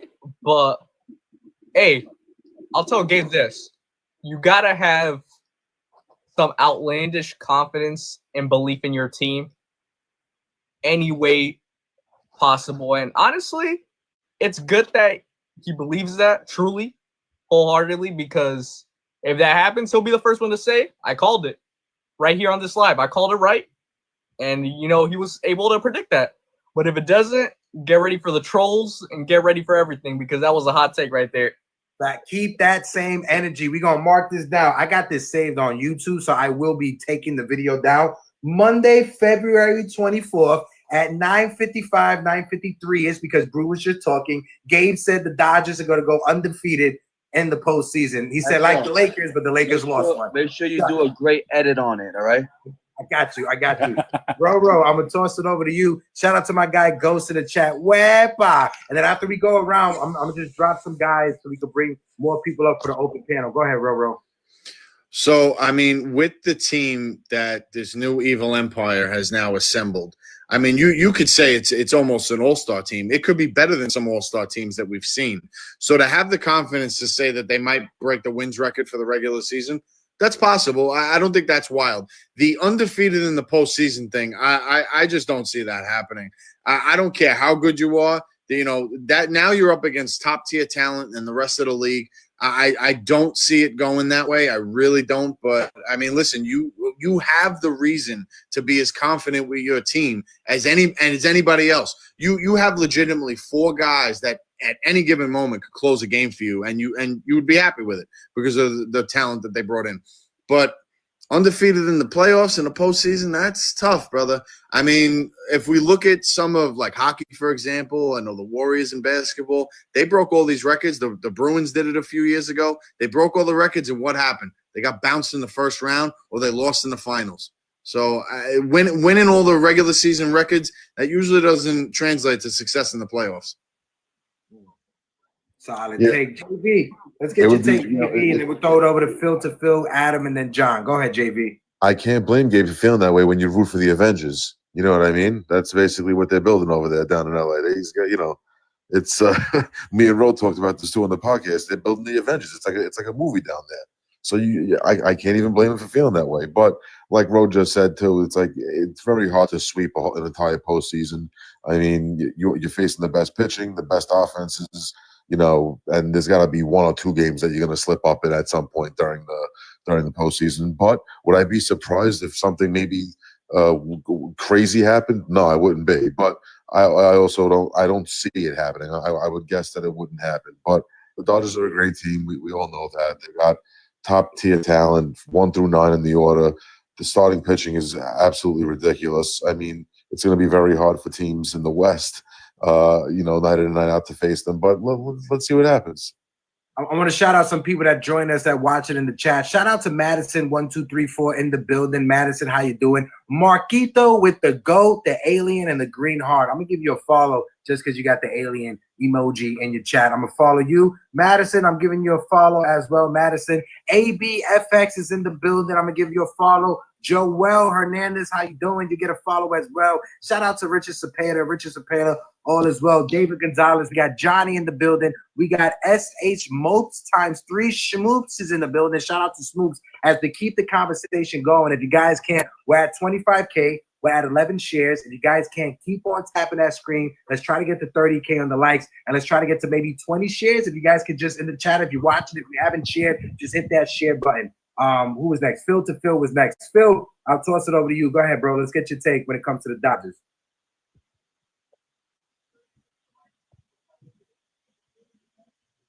Oh, you're on the coffee. You're on the coffee teacup. There you go. You're back. Can you hear me?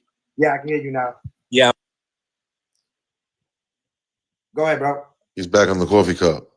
Yeah. If you're out of the app, it doesn't let you talk. You have to be in the app in order to talk. When you're out of the app, you're on the coffee cup. Got you. I was looking at the stats last year because I was at the last 2 games of the Yankees-Dodgers last year at the World Series. And, man, it was crushing. It was like the energy was so high.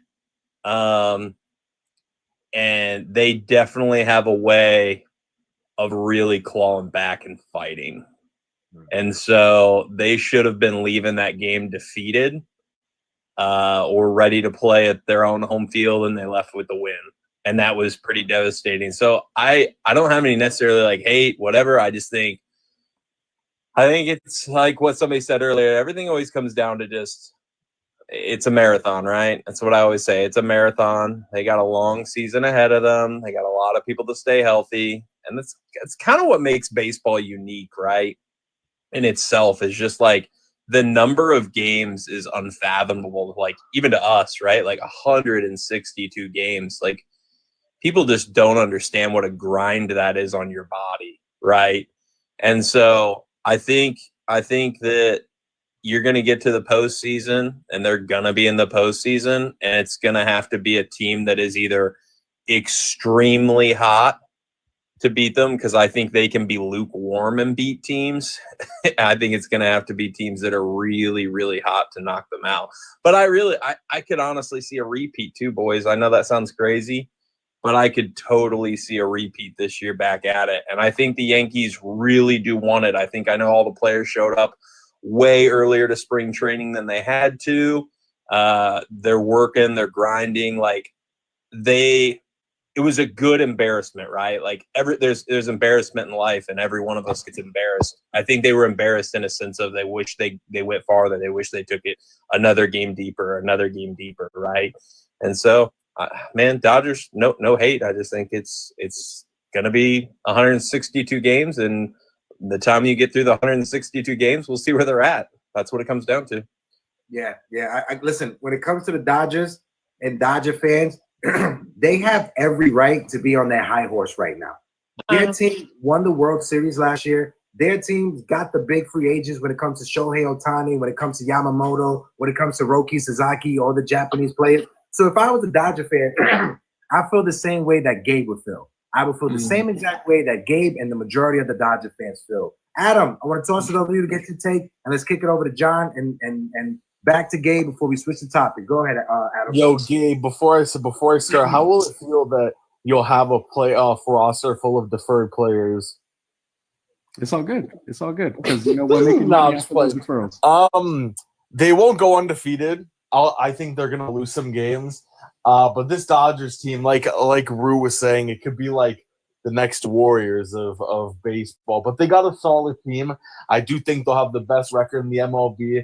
But I always say, though, when it comes to playoffs are a different game. So there could be a lot of teams that, or a team that plays the Dodgers that could shock all of us and beat the Dodgers. Like, it happens in any sport. So, I mean, I'm looking forward to that same energy come October. Copy. Erica Garcia, my friend Erica on YouTube. Erica, I put the link to the TikTok.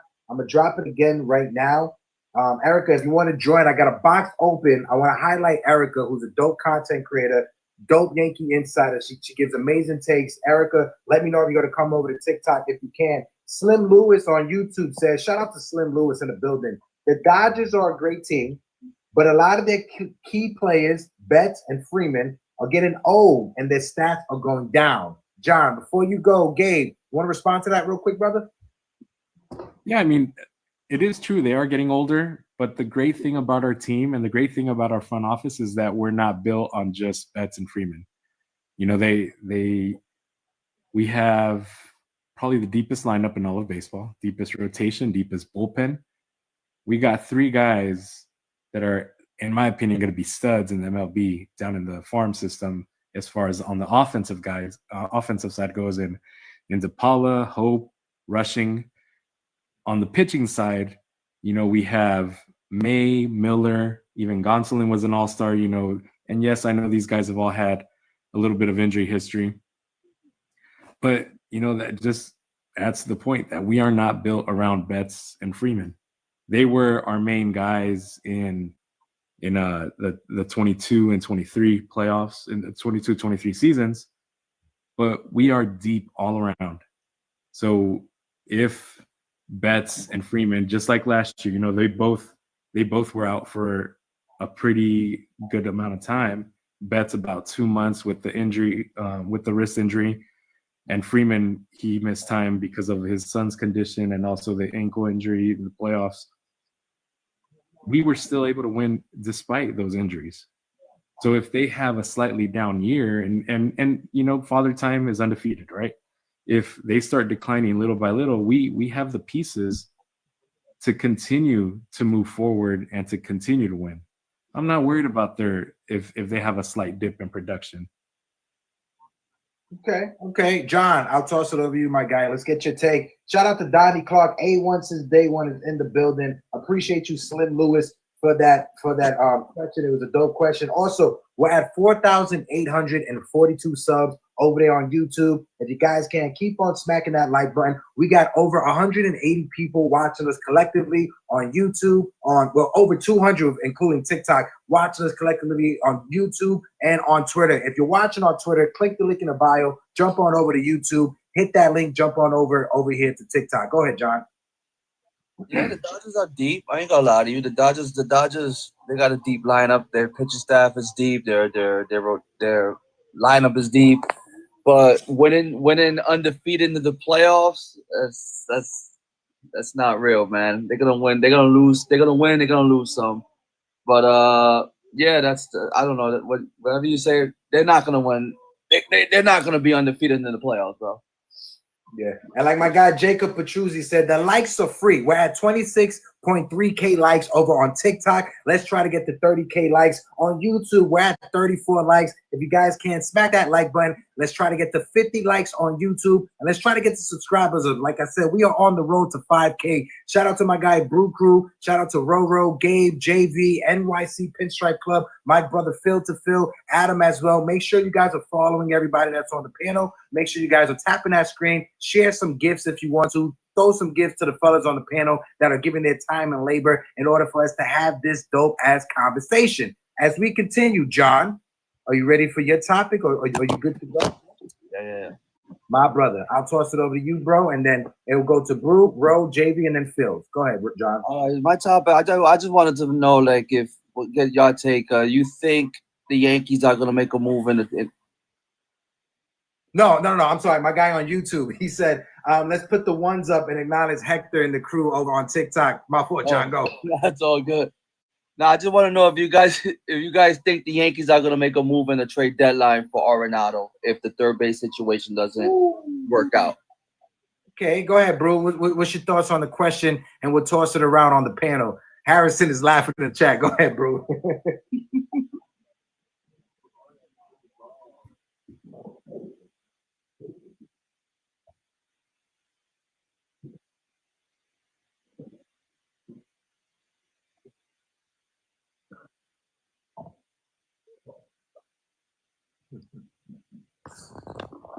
What my fault? You chopped up at the end. You said Arenado in Houston.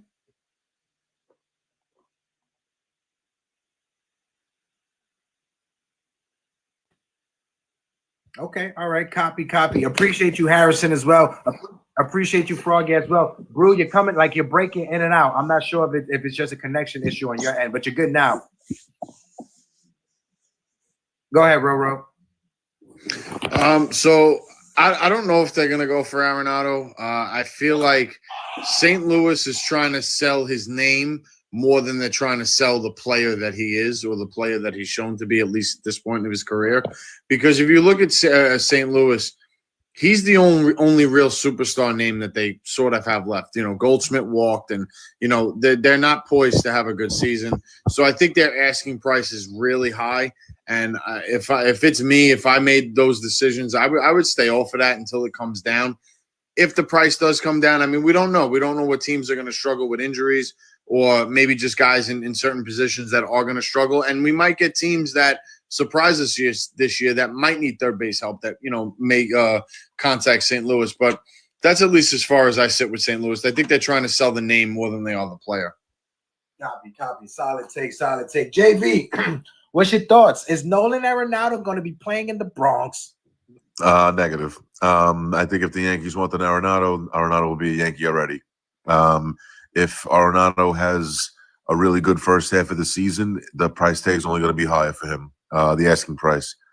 St. Louis is going to want to squeeze out all the juice they can out of that orange in order to get the best deal that they can get. So if the Yankees didn't make a deal now, which would probably be more in their favor now rather than later, because you don't know how good of a first half he can have. If he has a really good first half, it's going to be tough to trade for him.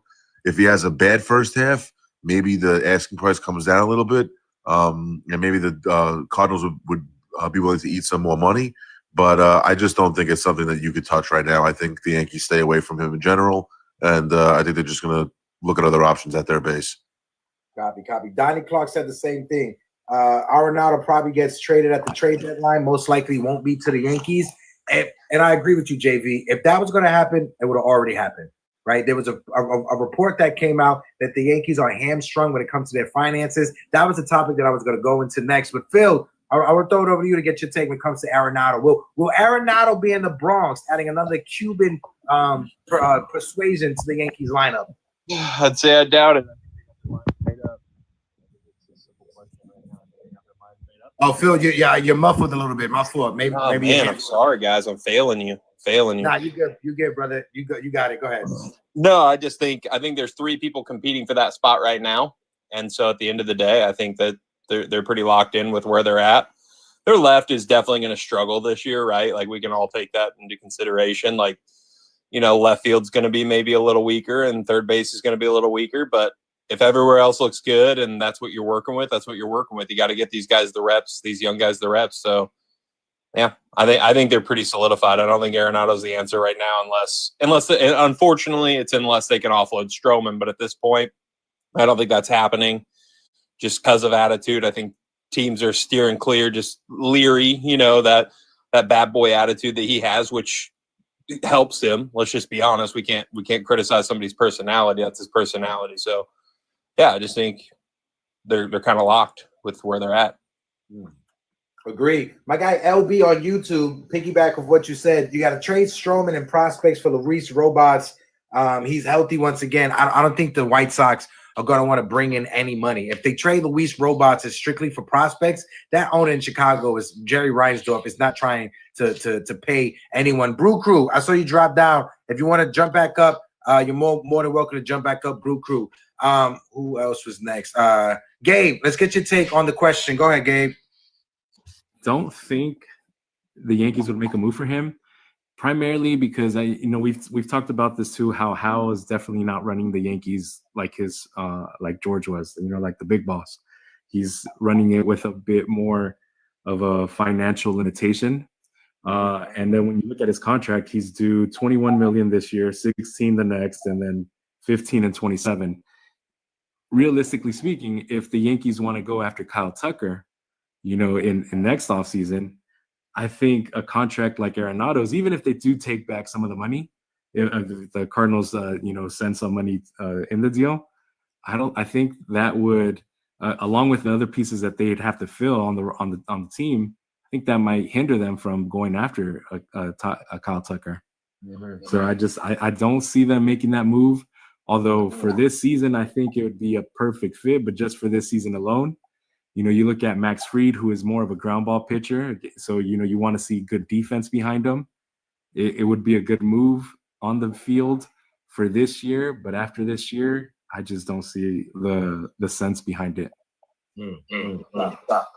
Solid point. Who was going? Somebody was just talking? Oh, my fault. It's probably just me. All right, so solid point. Adam, let's get your take. Folks on YouTube, we're at 190 people. Well, basically over 200 people are watching us collectively on TikTok, YouTube, and all platforms. Click that like button, hit that subscribe button. I appreciate it. We'll talk about the beard policy right after this. Just to let people know on YouTube, we're about to hit the 2-hour mark in 20 minutes. On YouTube, we're going to end it at the 2-hour mark on YouTube. That we will still be going live on TikTok. If you want to join us in the conversation, you're going to have to jump over to TikTok to keep listening to the conversation. But go ahead, Adam. Let's get your take, bro. I must say I'm 50-50 on it. Arenado's getting older. He's got a big contract, and I don't know if the Yankees want to take another big contract like that in. Obviously, I know with the whole DJ contract and Stroman contract that you guys have, but it would be a solid bat to the lineup, no doubt about that. He's one of the best hitters, or used to be one of the best hitters. He can still average about 28 to 30 homers a season.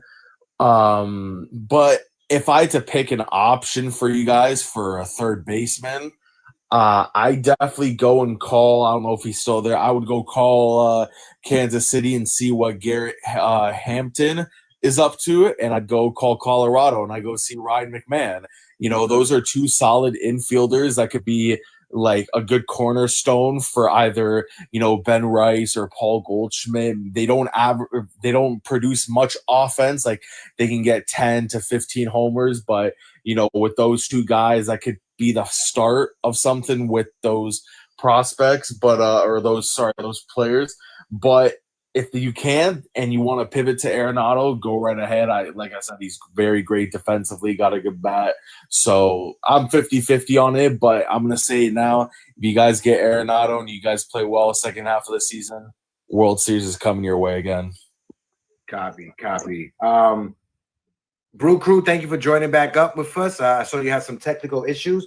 For me, when it comes to Arenado, I gotta agree with Brew again. I mean, with JV and Roro. If it was supposed to happen, it would have happened by now. He would have been a Yankee. I just feel that when it comes to, and that was a great point that you brought up when you look at next year's free agent pool, because if you bring in Arenado and his money, you're taking away money that can go to Kyle Tucker. If the Yankees are trying to be in on Kyle Tucker, you're taking away money that can go to him. Hey, you never know. Cody Bellinger may have an amazing season and may want to opt out and renegotiate his contract. So you have to be strategic on the money that you spend. If they do add any money, it would just be on contracts that expire at the end of the season, not going into affecting the payroll for next year. Because the Yankees, they have a lot of money coming off the books next year that they could play around with. Again, appreciate Donna Clark being in the chat on YouTube. My guy LB is in the building. Shout out to you, Ken, Jacob Petruzzi, Yankees Country. Appreciate everybody. If you guys can, keep on smacking that like button and hit that subscribe button. Now, this is the topic, the facial hair. And I know Roro and JV, they talked about this on their podcast. So when it comes to the Yankees facial hair policy, as you guys see, I have my beard, right? At one point, I worked as a server in fine dining where I had to shave my beard every day. Like the owner of my restaurant used to literally sit at the bar, and when you walked in, if you had a 5 o'clock shadow, he's giving you $1 to walk across the street to buy a disposable razor. That's when disposable razors were $1. Now they're probably like $5. I don't know. But I understand rules. I understand tradition. But it's 2025, right? I'm not sure if the Devin Williams situation was a big driving force for it. This has been a rule that's been implemented since 1976. I know JV and Road talked about how in 1995 it was mixed up just a little bit, that players were able to grow it, and then they started losing, and George Steinbrenner said, F that, yeah, I got to save again. So I'll toss it over to Roro, and then JV, Field, and then Brew. Let's get your take when it comes to the – thank you, Brew. When it comes to the facial hair policy. Go ahead, Roro. I mean, just the fact that we are talking about grown men's facial hair on a baseball talk is one of the more ridiculous things that I think is out there. Listen, I mean, I know there's some traditionalists that are very upset with this because they feel that this separated the Yankees from the rest of baseball. And now maybe they're just like everybody else. I don't know if I would go that far. I mean, listen, it's that old saying could be get with the times or get left behind. Maybe are we at that point where this was necessary or not? I mean, I don't know. It seems like Devin Williams seemed to be the catalyst behind all this, at least some of the current players. And he might have walked right up to Hal and said, hey, listen, I didn't come here by choice. I was traded.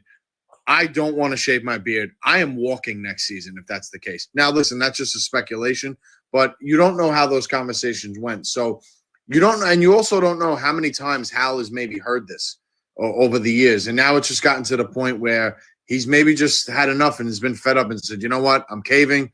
Let's just do the well-groomed thing. And like I said, get with the times or get left behind.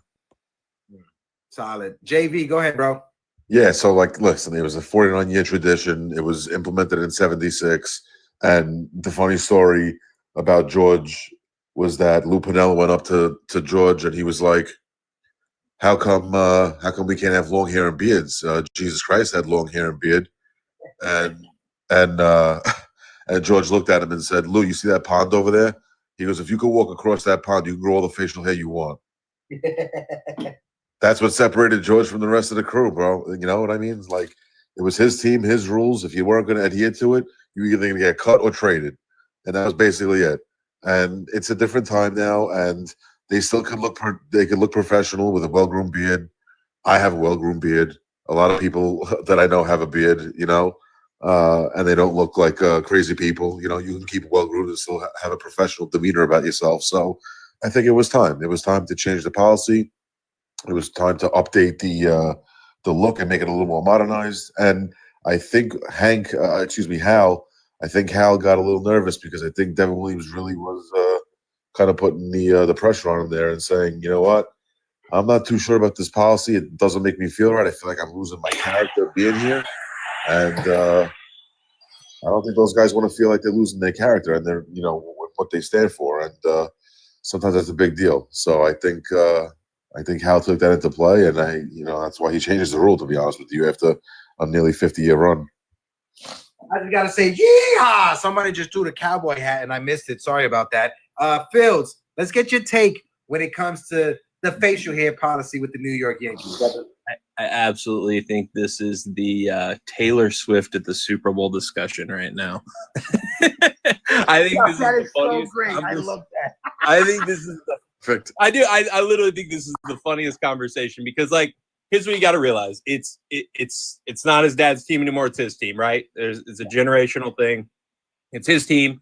It's his decision. I think CC had more to do with it than you guys realize. I think other people had more to do with it than you realize. I mean, he got a beard. He's in the Hall of Fame. He's obviously around the clubhouse. I guessed that early on. I got some inside, and I know that's kind of true. Him and what's the other guy's name? The lefty, big guy, retired. I think he had something to do with it too. So, anyways, I think these guys had something to do with it. I think he's a wise man, and here's why I say that. Right? I think he could have been really stubborn and said no. He could have been really stubborn and said, nope, we're just going to keep it the way it is. But I think he respects his team, and I think he respects his players. And I think in reality, they were just in a World Series, and they kind of earned that. You know what I mean? They haven't been there for a while, and they kind of earned that respect of, like, here we are, we're competitors. Like, if this is going to divide us, is this what's setting us apart, is facial hair? I think it goes back to what I said. It's the Taylor Swift at Super Bowl. It's silly. I know there's a lot of guys probably not going to grow them. Like, I don't think judges legit. I do. And that's cool. And I think the other guys should be able to. I could see Garrett not rocking a beard. Like, I could see him keeping it classy because he looks good. He's a cool dude. He's got that dad. He's rocking the dad vibes. And so, but, there's several guys. They're going to rock beards. And I think they're going to look – I mean, if Brew Crew moved his head, we will see the picture right there. I think the fierceness was a little bit lost, and I think that's a real dynamic in baseball. When you're looking at a pitcher, a big dude that looks like a Viking, or you're looking at a boy across from you, I think that's a big difference, and I think they take that into consideration, right? When you got a guy that looks like he's going to tear your head off, and he looks more man than you and more grizzly than you, there's something to say about that. I'm excited for Rodon to have a beard back because I love the tweets about it. Here he goes. Here comes 99, and here comes Mr. Fierce because I believe it. I think it's a confidence factor. You walk with your typical. You got your style. You got your demeanor. You got your talk and everything. And this is people's personality you're talking about. You're talking about cutting off people's personalities. You know what I mean? And so. Jazz is crazy, right? Like, Jazz has got his little thin shades and all this stuff, and it's his personality. He loves it. Let him be him. Don't try to conform people to look like it's not the military, right? We're not in the military. We're not all gonna be the same. Like, they're different people, different positions. Let them have their fun. Agreed. I think it should be well kept. I don't think it should hinder anybody from playing or hinder anybody from making a routine play or this or that. Like, well-groomed is well-groomed. I think that's a vague area, but it'll be fun. It's a fun conversation because I've had this many times with some of them. Yeah. Andy Pettit had that stare, very intimidating. Yeah, Andy Pettit was the other one I guessed, and that is probably more correct than you guys realize. Yeah, and Ron Guidry, Louisiana Lightning, former Yankee great. He was a proponent about the whole facial hair, like, this change of times, and being there the other day, you saw Aaron Judge and Nick Swisher have a conversation, and I'm not somebody that gets into the whole TMZ style of reporting, but Nick Swisher, came out and was so pro for the facial hair policy to be removed and how players' personality, they play better. And then Aaron Judge has some comments like, I don't know what Swisher's talking about, but they were able to have a good conversation. I'm not going to share what they said because I was right next to them, but they had a good conversation about it. For me personally, like I said, I work where I had to shave, right? And I'm in agreement. It's a part of everyone's personality. But that was your boss. That was his decision. And this is their boss, and this is his decision. Exactly. And for me, if Hal Steinbrenner says it's okay, it's okay. I'm not going to be one of those Yankees that are reminiscent about yesteryears, right? When the rule got implemented, it was 1976. Do you guys know how long that's been? In 2 years before that rule got put into place, women finally were able to have their own bank accounts. That's how long that shit has been in place. Get rid of it. It's an archaic rule. It's a sign of the times. The times have changed. And for Yankee fans to say, oh, well, there's never been players that said they would never come to the Yankees with the facial hair policy. That's BS. David Price said it. Brian Wilson, the closer from the San Francisco Giants, he said it. And I'm pretty sure many other players had their reservations when it comes to either choosing the Yankees or somebody else. CC Sabathia, that was a big part of his decision process about coming to the Yankees was his facial hair policy. He shaved it, but he was weighing his options, right? And shout out to CC Sabathia. Go ahead, Phil. It's my fault. No, I just think it's awesome. I think CC, again, you got a guy that just went into the Hall of Fame, right? From your team. And he's rocking a beard. Come on, guys. Like, come on. He's rocking a beard. Derek Jeter's rocking a beard. They're all rocking beards. They're men, right? We like doing it. I have a beard. Come on. Exactly. And somebody on Twitter said it. Abraham Lincoln had a beard, my guy. What are we talking about? Go ahead, Brew Crew. I'll toss it over to you to get your take, brother.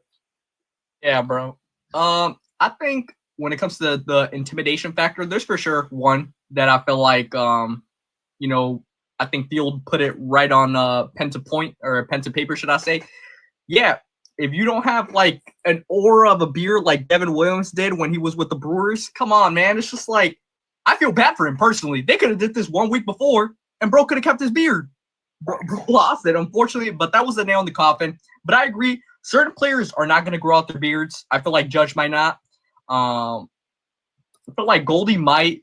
It just depends. I'm thinking like, I was there a lot of White Sox games when Carlos Rodon was on the White Sox, and I remember when he threw that no-hitter, I was there. It's just like the beard does something to a player. It might be crazy to say, but it for sure does, bro. And I think that they finally did that. It's about time. Yeah, Derek Jeter said it. He went from like 18 to like 42 before he let his beard grow. Just let it grow. It's a old, like, come on. It's old. Go, Adam, let's get your take. Brew, can I ask a question real quick? Yeah, Brew, you were at that no-hitter game? I was at that no-hitter game, and I was at game 4 of the ALDS where he pitched against the Astros, yes. Yeah. I was there for that one, too. Yeah,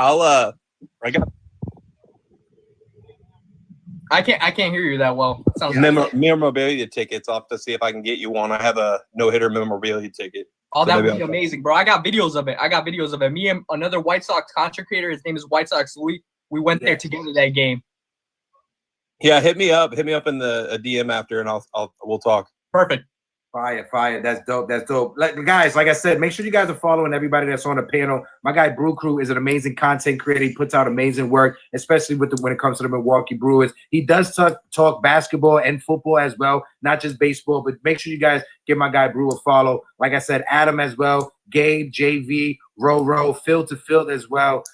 We just love having great baseball conversations. And before we keep going, I just want to say this. Shout out to everybody that's on YouTube. We got, like I said, over 200 people watching us collectively, and being able to be here on TikTok. The power of the internet. The internet is crazy. It could be a scary place, but it could be a wonderful place, right? I met all these people over the past month, and they have been awesome having these conversations, and we're just all growing as content creators. So I just want to take a second and shout out everyone. Like I said, Brew, Adam, John, Phil to Phil, Gabe, JV, and Ro. Let's keep the convo going. Go ahead, Adam. No, I think one of the reasons why probably for the longest time the Yankees had a no facial rule here was probably because they wanted these guys to look professional, going on the field and coming off the field, doing interviews. They wanted them to look professional. They didn't want the beards like all over the place and whatnot. When you're in front of a camera and when you're in front of people, you want to present yourself by the way you look, right? So I guess that was one of the things that they probably implemented, like you said, in 76, where it was like, okay, like, let's make yourself look presentable when you're talking in front of people. And I guess I'm not gonna, kind of speculate about what happened, but maybe there could have been players throughout the past years or so that could have been saying, "Hey, like, I want to grow my facial hair back. I look like a little boy, man. Like I look like I'm like 10 years old without the beard." You know what I mean? So, it's a good rule that it's changed now. That's in the past. We're in a day and age now where things have changed, and I think the guys growing their beards back and it's going to look great for them because maybe they think that they look better with a beard than they do without. So I'm all for it now. I'm a beard guy myself. I got a beard on me. So, kudos to the Yankees though for that. Copy. Before I throw it over to John, I want to shout out Jesse, who just joined us. Jesse, we're doing a special show. It's TikTok and YouTube at the same time. We have over 200 people that are watching us collectively. Jesse is also a dope content creator. She covers the Toronto Blue Jays, the Toronto Maple Leafs, the Raptors as well. But most in general, she's an amazing person. She's an amazing content creator. And we love to highlight women in sports. So, Jesse, I just want to give you your flowers before we continue the conversation, Jesse. Thank you so much. No problem. John, I'll kick it over to you, and then we'll throw it over to Gabe, and then Jesse as well so she can hear the conversation. Go ahead, John. We're talking about the Yankees facial hair policy, Jesse. Go ahead, John. Let's get your take.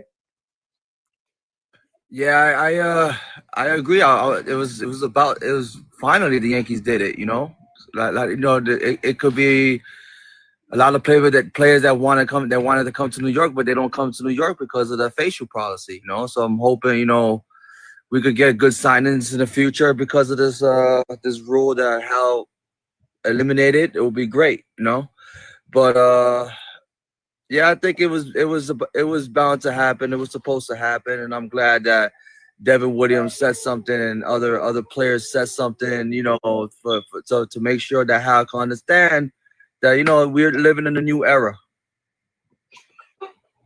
Facts.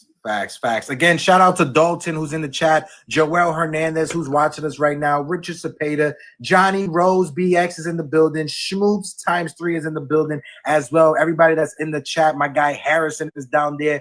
Dalton Wimmer is down there as well. Shout out to you. Hail Mario is in the chat. Shout out to Hail Mario. Gabe, I'll toss it over to you. As a person that has a goatee, what's your thoughts on this, brother? I think it's kind of nice, and I think it's definitely a time. It was about time that it happened. Some of us weren't blessed with a great set of hair like Brew Crew down there. Every time he removes his hat, you see that nice hair. Some of us weren't blessed like that. Some of us were balding at age 16, 17. So all we got is our facial hair. So I had the Vegeta hairline at 13, bro. I already know that.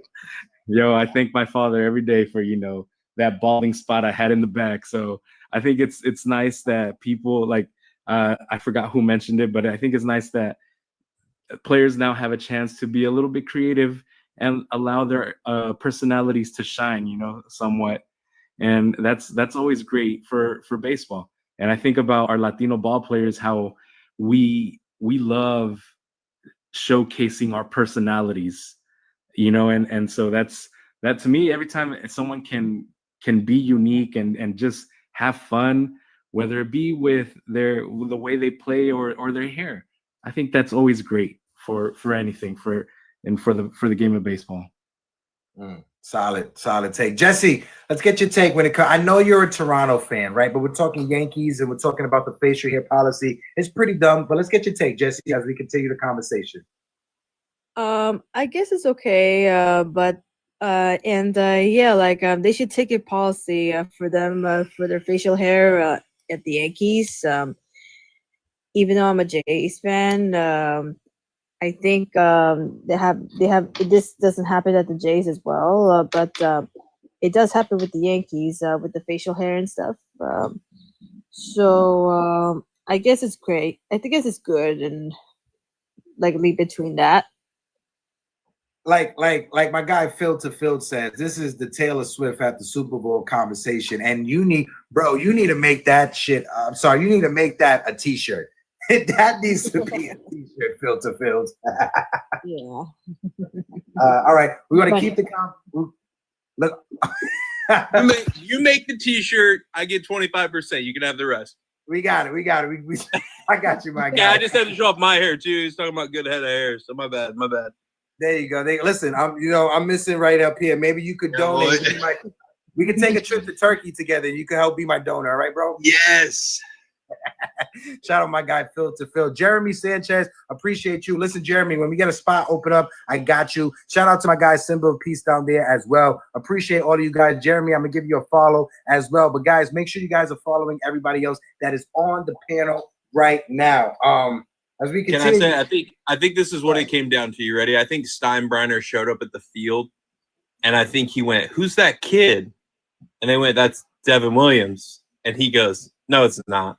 And they go, "Yes, it is." And he was like, "He looks like he's 12."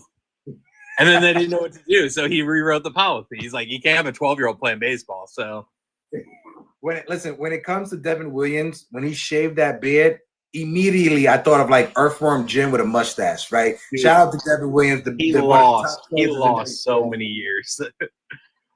Yeah, he lost so many years and he lost so much aura when it comes to that.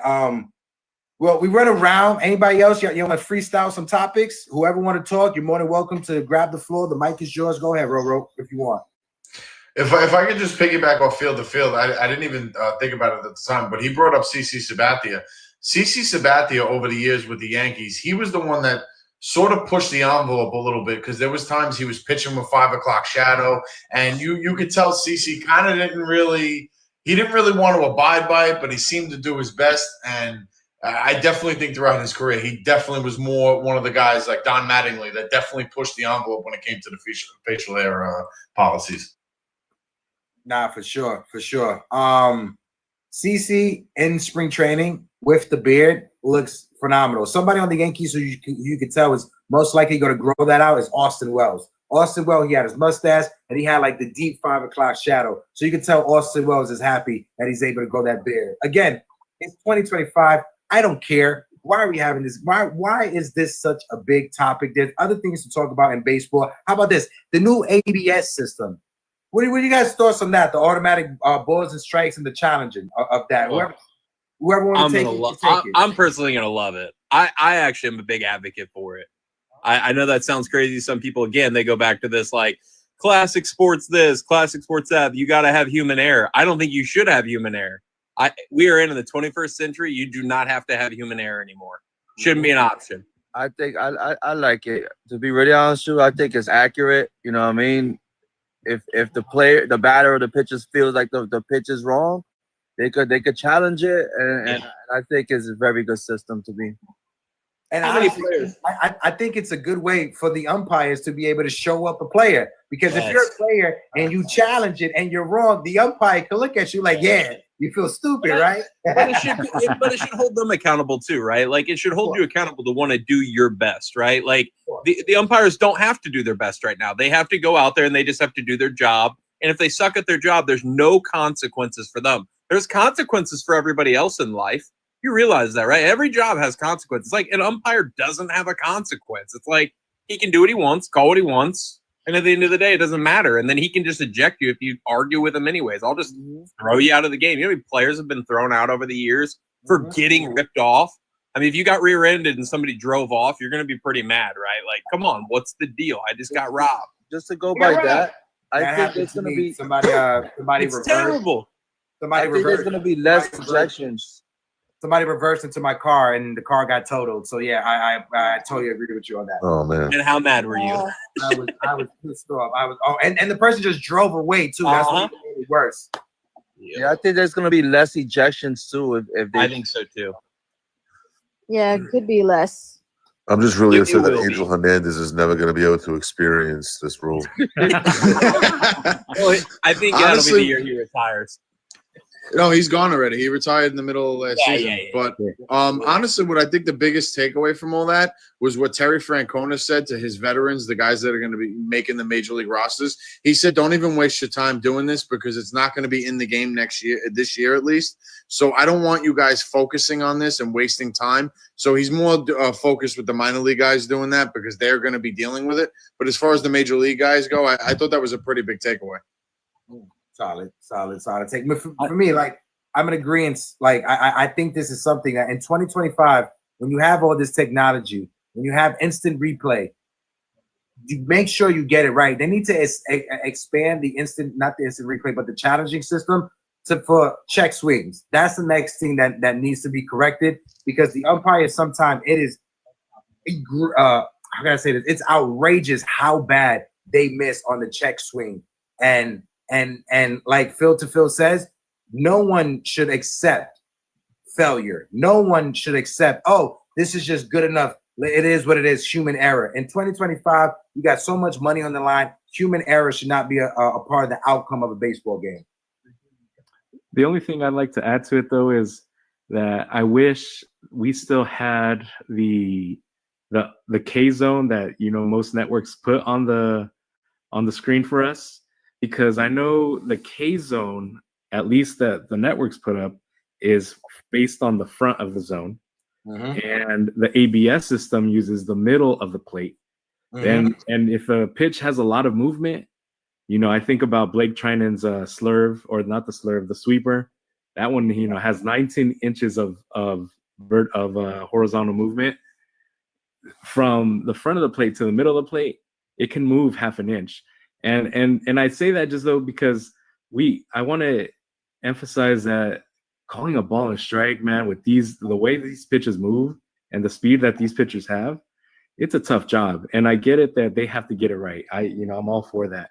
But the difference from just the front of the plate to the middle of the plate, it's gonna be, there could be that half-inch difference, so it might cross the K zone that the networks put up, but it might be a ball on the ABS challenge if it just moves slightly more in or out, So I wish they could still do that, just so that we as a fan can see that, hey, it's not as easy as it looks on the TV for us, Yeah. Yeah, and also John Boy, shout out to John Boy Media. They put out a video. I know a lot of people like bashing on John Boy. I personally, I do not like, I do not engage when it comes to bashing on different content creators. I believe if somebody is not your cup of coffee, just keep on pushing. There's other people that you can watch.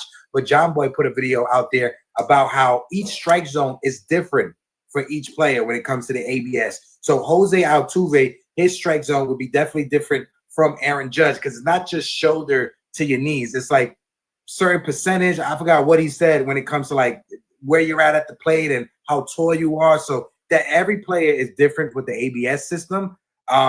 It's interesting with Terry Francona and his comments. I saw that going viral on Twitter, but it should happen. And I think it will happen over the next 5 years. I've been to minor league games and I've seen the ABS, like that system. I've seen the challenges, and it's not that, it doesn't take that much time out. It's a challenge. They come back less than 15, maybe 20 seconds. It's easy done. Wham, bam. Thank you, ma'am. I just want to. This is fairly quick. I mean, I watched it in the Met preseason game the other day, spring training game the other day, and they had a few. I think the Astros ran out of theirs within the first 4 innings, and the Mets used it a couple times. It was quick. It was, I would say, under 30 seconds by the time they had the call right. So to improve the game and to make things right, I don't have an issue with it. And I don't think anybody should have an issue with it. Now, when it comes to Major League Baseball shortening the season, they're talking about less games, like the NBA trying to have less minutes in the game. What's your thoughts about that? Like, we're at 162 games and they're trying to shorten it maybe to like 151 or 150 games. What's your thoughts on that? 12 less wouldn't be so horrible, but I mean, I don't think there's any reason to shorten it, to be honest with you. If they're going to shave 12 games off, what are you really saving? I mean, 150 to 162 is not that really big of a drop off. So what are you really saving? I think if you're going to make a change, it's going to be something substantive, like maybe 40 games. I don't think 12 games really moves the needle, but baseball is that sport where you need a month to get into your groove. And if you shorten the season, you're going to see some guys struggle and may not have a great season. Some guys have really, really bad months. That's plural, months. They go 2-3 bad months. But then there's those 2-3 other months that you could really make a change and adjust, and you have a great end of the season. And I think that would take away a lot from that if you do that. So I don't think shaving games off the schedule honestly makes any sense to me. I think it should just stay where it's at. I think they do need to shorten it a little bit.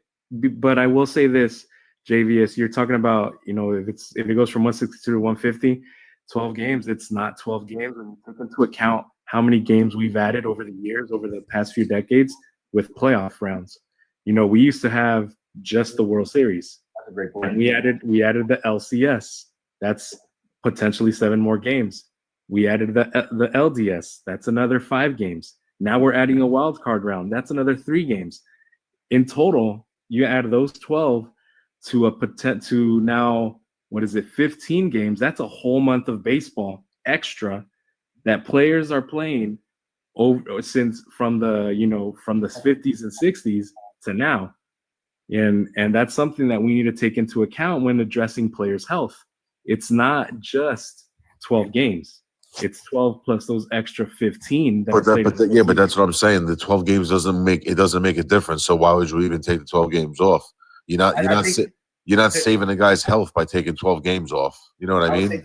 To piggyback of what Gabe is saying, because I heard some folks with Major League Baseball talking about it, is the 12 games. So one, to account for the rain delays, especially towards the end of the season, having an extra day for a road team to make that up. Also, they want to have an extra games in between for resting for teams that are on the road towards the end of the season, so they can get ready for the postseason and be healthy. So it'll be like a couple of extra. It would be like 2 days off in between traveling to cities in September, so you can rest guys and you can have guys healthy for October.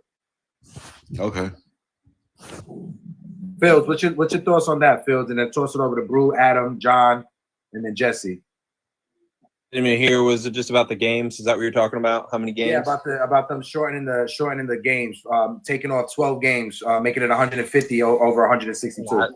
Man, I don't know. I don't know if that's a good idea or not. It'll hurt records or whatever. But it is what it is. I mean, it'll keep guys healthy though. Gives longevity, but I don't know. I like where it's at, but I know a lot of players probably hate where it's at sometimes because again, it's a grind by the end of season. So yeah, and if you think of it, right, some people may say like, oh, 12 games is not a lot. That's anywhere from like 48 to 52 extra at bats. So if a player, and I think this is a way for Major League Baseball to try to pay the players less, 48 to 52, 54 at bats, that's a lot for the regular season. Especially if you go into free agency, when you look at your numbers and how much you can increase or decrease your stats by having less, like losing 50 at bats in a season. Brew Crew, what's your take on that? And we'll toss it over to Adam, John. Folks on YouTube, I'm going to end the YouTube stream right now. You're more than welcome to join us over here on TikTok. On TikTok, we're going to keep rocking out to about like 12 o'clock or until like people get bored and want to leave and don't want to talk to me no more. So folks on YouTube, I appreciate you like always.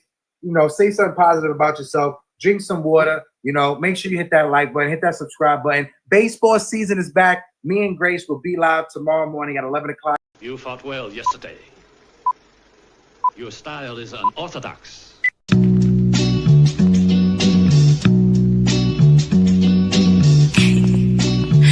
Scorpio.